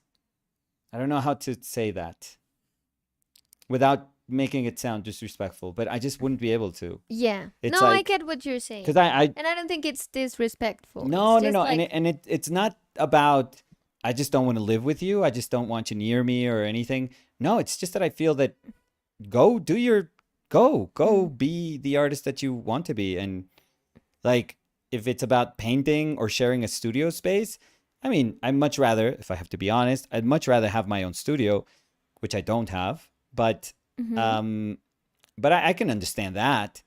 But as far as, people that move in and they share kind of like their lives with Yeah. other artists, Yeah, I think we couldn't do that. I don't know. No. Yeah, I don't think we. No. No, I know we couldn't do that. I know I couldn't, for No. sure. No. And if you were like, hey, I want to do that, I would be like, well, it's kind of weird for me. So maybe you could do it No, no, no, no. I somewhere know. else. No, no, no. Yeah, no.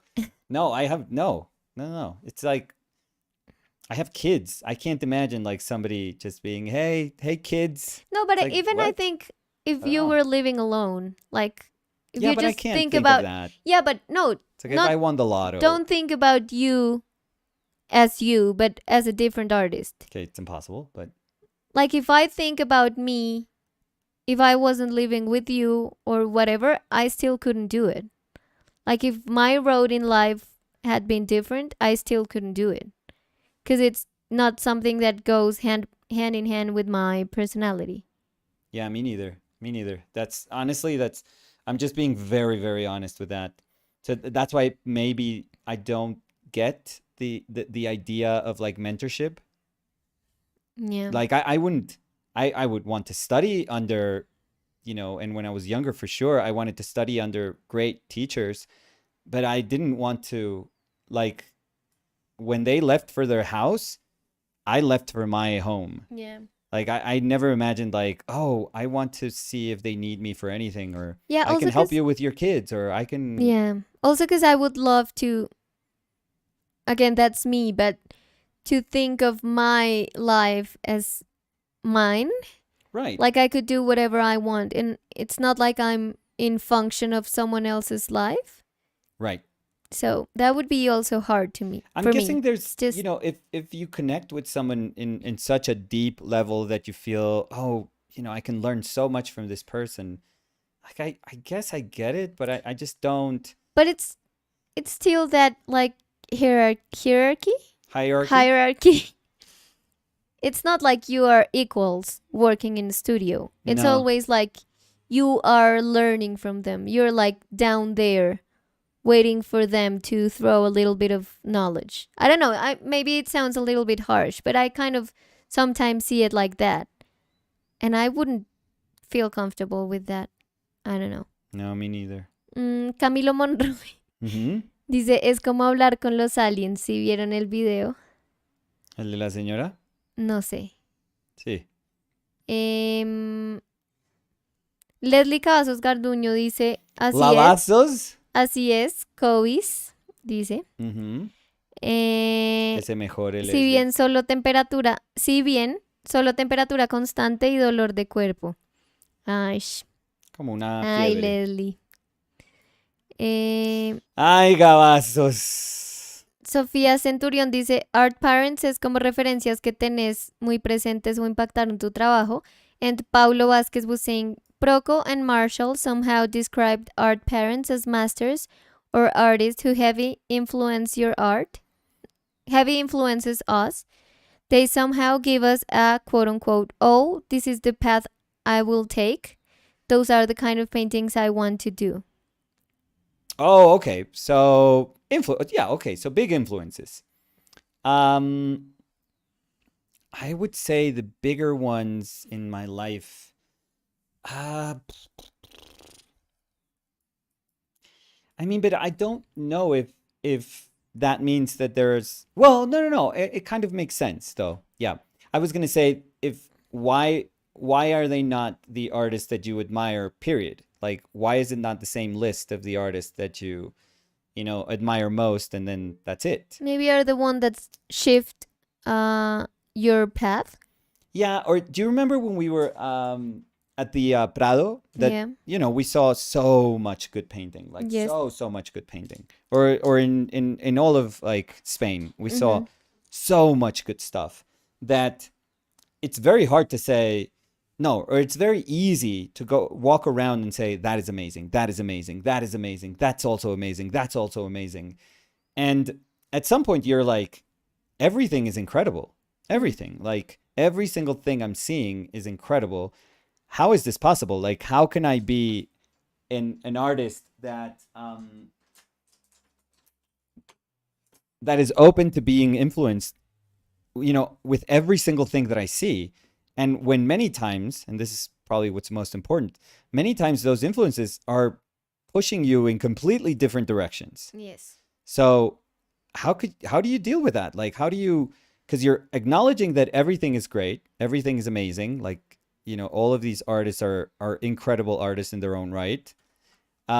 You're kind of wishing that you could find a way of making them part of your life also, Mhm. like letting them in and saying, I'm seeing such an incredible array of artwork, like this has to have some sort of impact on me. um, and we were having this conversation about seeing so many things that I think I told you that it's with me, the only artist that gives me sort of this peace, or which I can find like a real sense of peace, is with Goya. Like every time I would see Goya, I would be like, yes, that's what I want. Mhm. Because when I see Mariano Fortuny, I would say, "Oh my God, I got to get better at this and Like this you and this get and this." overwhelmed, let's Yeah, say. and your mind starts thinking about all the things that you're not.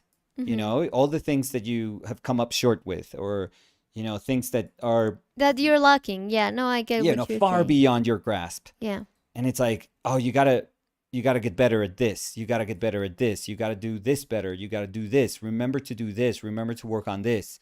Um, that would be my mind every time. When we saw Pradilla, when we saw Fortuny, it's when we saw Sorolla. Mhm. It's like, how can you not feel that you're less of a painter? Like all you're looking at is just better ways of doing what you do, like immensely better ways of doing what you do. And also like all the better ways in just one place, Yeah, which makes it harder to digest because it's like you kind of think that everything's better. I mean, because you're seeing like the best of the best. yeah. So you see yourself as But like so minuscule and exactly. so nothing. Yes. And but when I saw Goya again, when I went to the gallery where they have the black paintings, and maybe to a certain extent when I saw, To the gallery? well, it's a It's in. gallery. Like you can call those rooms like a gallery, Oh, okay, like okay. I was like, gallery, not in the literal yeah, yeah, yeah. literal sense. Uh, and maybe in some extent when we saw the Kathy Kollwitz show of her Yes. etchings Mm-hmm. at the Reina Sofia. Reina Sofia, yeah. Um, I when I saw them, I was like, that's it. That's me. In all of the noise that is created by all of these incredible artists, like so much stimuli, so much like greatness coming from so many different directions. I remember feeling this is home. This is me. Like I felt at peace when I saw Goya, when I saw Kathy Kollwitz. Um, and for me, it's the same when I see Olga Oznanska, or when I see people like melamuter, or just heavily, what I would say is like maybe humanists, very expressive humanist painting or drawing or etching, um, for sure. That's when I look at what I do and I say that's what I have to strive for. So yeah, I guess the way I could understand that feeling is just by saying when I feel at peace, not so much when because I don't have like a Kathy Kolwitz, print right next to me, or I don't have a Goya Disasters of War book right next to me, or I don't have like a big poster of a Rembrandt self portrait right next to me. Um, like they're all, but I know that in my brain that is what I'm holding. That's what I hold super super dearly, and that I don't think that'll ever change. I really don't. I always um, think that there are certain things that remain, and there are certain things that you can admire profoundly, but you can let go. You can say, "Wow, that was incredible experience," and you can just let go of that experience also. Um, and to me, it's a sign, like a very clear sign of the things that I am are the things that just don't quite change with the passing of time. Or maybe they evolve in some way, but they're not. It's not as if one day I'm not gonna I'm gonna say, you know what? I loved Rembrandt for 30 years of my life, and now, I don't know. Doesn't quite do it for me anymore. It's like that day will never come for me. Never, ever, ever come for me. I know that. I don't need anyone to tell me that, oh no, maybe you'll change your mind. No, no. That day will never come. Same thing with Goya, same thing with Katikolvitz. So, yeah. So maybe that ability to remain constant in one's own kind of mind, or with Dickinson. Ever since I saw Dickinson for the first time, Dickinson's work and paint, um, I was like, this is it. There's something you kind of know. I think that there's not like a recipe to this, but I think deep down we know when those things hit us. We know like when we find an artist that it's like, yep, this is it. Like this is where I feel like I belong. Like we speak the same language. The decisions that they made are decisions that I understand. It's almost like you feel that these artists are talking to you, like they're pulling you to the side and talking to you personally. And that to me is, and I don't know. I think when you group them together, when you say Dickinson, Goya, Rembrandt, Olga Uznanska, Kathy Kolwitz, when you really put them together, you go like, oh yeah, it makes sense. That really makes sense. That kind of grouping makes sense. It makes sense absolutely. It would be weird if I told you, my guides have been Jackson Pollock, Ellsworth Kelly, John Singer Sargent, and Michelangelo. It's like, okay, those are names, I guess, but what does that mean? Like, what? So, yeah, for me, it's that very, I don't know, very grounded kind of sense of art.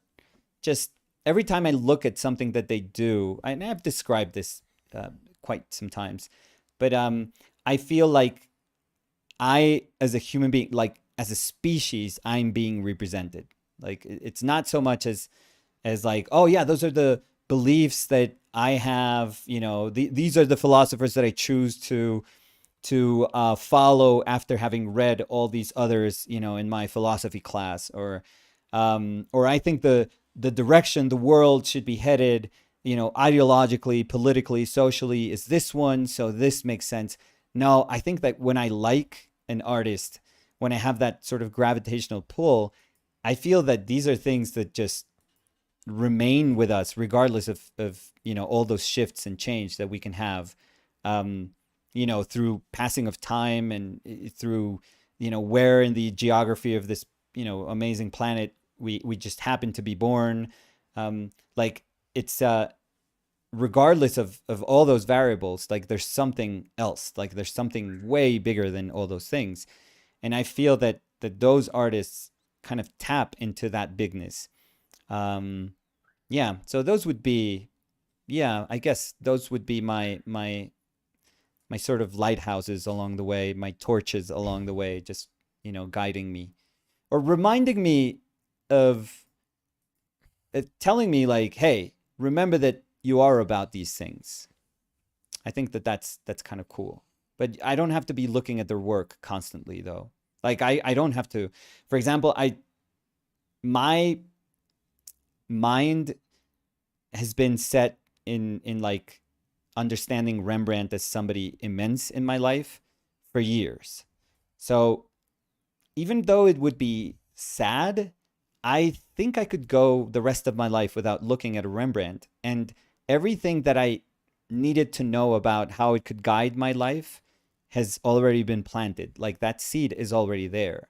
So I could say, if something, God forbids it, but if something tragic were to happen, that there were no Rembrandts in the world anymore, um, I would certainly feel terrible about, a world without Rembrandts, but I would feel that I can carry with me inside of me everything that I needed to learn, to know about that. So, yeah, I don't know. So we're almost done. I'm going to do a brush stroke and I think I'm good. Mm, MM Borg 00. So, So Monique was oh, saying, I love how this painting has unfolded. So inspirational, color mixes are spot on. oh, thank you. Thank you. Yeah, it was very weird at the beginning. I think I was struggling quite a bit, but just trying to gain some sense of footing and some understanding as to where I wanted the painting to go. And eventually it was just about, color against color against color against color. And this kind of, again, remembering that what I described the other day about this, the scratchiness of paint, this sort of dragginess is something that is really, really attractive to me right now. I'm, I'm, I feel super close to this manner of painting right now, and hopefully I do it justice, and it's not just it doesn't seem caprice that this is the way that I'm choosing to work. But but I love how, it's almost like that Sargent painting of the Hermit, which is probably one of my favorite paintings of Sargent, to be honest. It's for sure like top five for me, even maybe like top three for me. I Top adore three? that painting. Yeah, I adore that painting because I also grew up like as a painter with that painting in New York. So I saw that I would see that painting with the same eagerness I would see, the Rembrandt self-portrait, the Velázquez paintings that were there. But you would group that with what in your top three? So the cello player? No, no, no. In my top three, like Sargent paintings. Ah, Yeah, yeah, yeah. because you said on my top Sargent, three Sargent. Yeah. paintings. No, Sargent paintings. Ah, Yeah. okay, yeah. Yeah, yeah, yeah. Now, So, now I get it. Now I get it. yeah, that circle got a little smaller. Mm-hmm. Um, but I adore that painting. Adore. I think that painting is Sargent, at his genius, like most genius. It's remarkable. And one of the things that I love about that painting, and obviously it's beautiful, it's something that's not here, and it's something that makes that painting far, far, far more, powerful and super tough to reach, is the fact that he was able to understand the hermit as being part of nature. Like when you look at that painting, it's so busy. There's so many rocks and foliage and a couple of doe. Um, there's like two little deer like in the back. Um, Everything seems the same. There's a samey quality to it.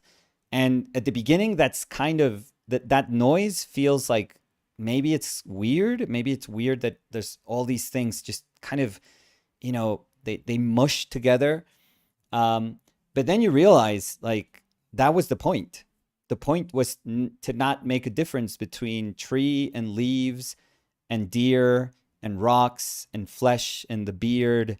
And, it was all one. It was all of these things just kind of vibrating together, and it's perfect. I thought it was, when I saw it that way, I was like, that's a perfect painting. That is literally a perfect painting, because the execution of that, aside from being just an enormously complex painting to paint, but the way he understood what he was doing, and the way he executed it was just genius, was just absolute genius. So yeah, that's for sure one of my favorite Sargents. I know that people will go for like very, with Sargent, it's easy to say like Lady Agnew and portraits of that manner, where he's just being the most, one of the most sensible painters ever to live. And of course, those are overwhelming. Those paintings are just, what can you say that hasn't been said about, the just the level of mastery that's with, every single brushstroke in those paintings. But yeah, for me, that one, yeah, that Hermit in New York at the Met is just, it's very, very special. Like I said, it's probably because when I say I grew up, I'm meaning about my education as a painter, but I grew up with that painting, just obsessively looking at that painting, always, always, always, like stopping at that painting. Like there were days, because I was saying how I always understood the Met as like my second home. It was just, I always felt like I have this miracle of a place. I have to take advantage of this place. And I went to that place like obsessively, obsessively. I would always also, I have to admit it, I would always pay like a nickel or a penny or a dime. Never ever paid like the full fee. But every time I would go, I would try to see the same things. Like I would always hit my same notes, and they obviously had to do with the small El Grecos that they have there. I mean, they're smaller paintings than the ones that you could see, in Spain, for example, but they're amazing. I would always see the Velázquez paintings. I would always, always see the Rembrandt paintings, always the Rubens and the Van Dyck. That room of Rubens and Van Dyck is just tremendous. And then I would go to the American Wing. And when I was there, the American Wing was this like, right now it's been completely, that part has been completely redesigned, because it was a mess when I was young. Because it was super, super hidden. So there was usually nobody there looking at the Twachtman, or at the Edwin Austin Abbey, or at the Sargent. And you could just stay there just staring at these paintings, and you would not hear a soul, because it was such a maze to finally get to that American Wing, that nobody was there.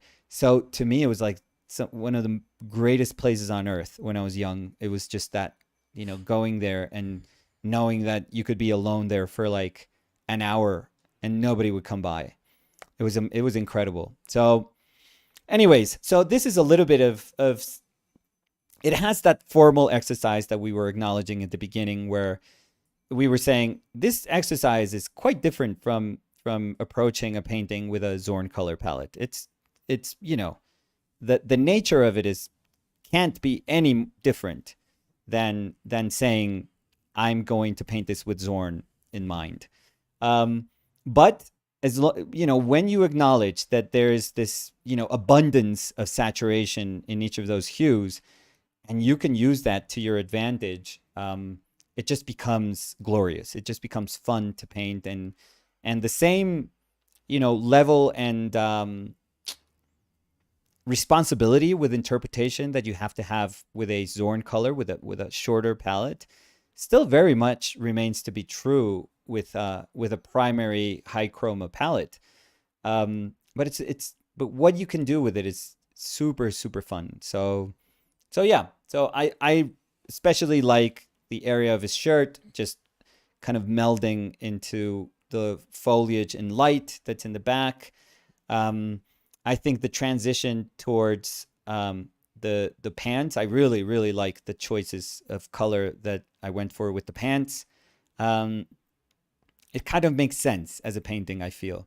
It makes total sense.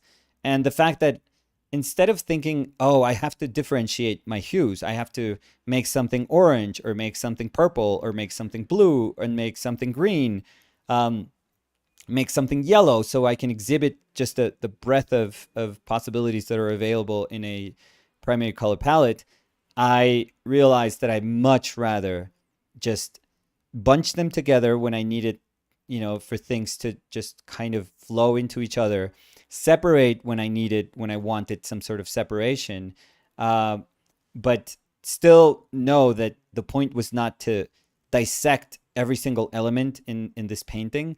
The point was like, I'm going to make all of these things feel like they are in the same place. So, love that he's just, almost like knee deep in all this grass and like little leaves, and it's just amazing. I made this more as if he was collecting wood, but this is supposed to be like No, that's the part I love yeah, the it's most. supposed to be his The easel. brushes. No, that's his that's his that's the No, you can see the brushes in the back. no, that's actually like an easel. In the photo, I see the Yeah. brushes. No, that's probably all the sticks that he's gonna use to, like, he's gonna probably set them up as an easel, as a sort of tripod in some way, and it'll behave as an easel. I don't know how, because that thing, like a small gust of wind is gonna take that, is gonna probably like um break that easel. But yeah, there's a sense of oneness that always drives my painting, like that everything has to be just really, really closely related to every other decision. Like, we were speaking about consciousness or sentience, and I kind of believe that in a painting, every single decision that you make has to be aware of whatever you're putting right next to it. It has to be.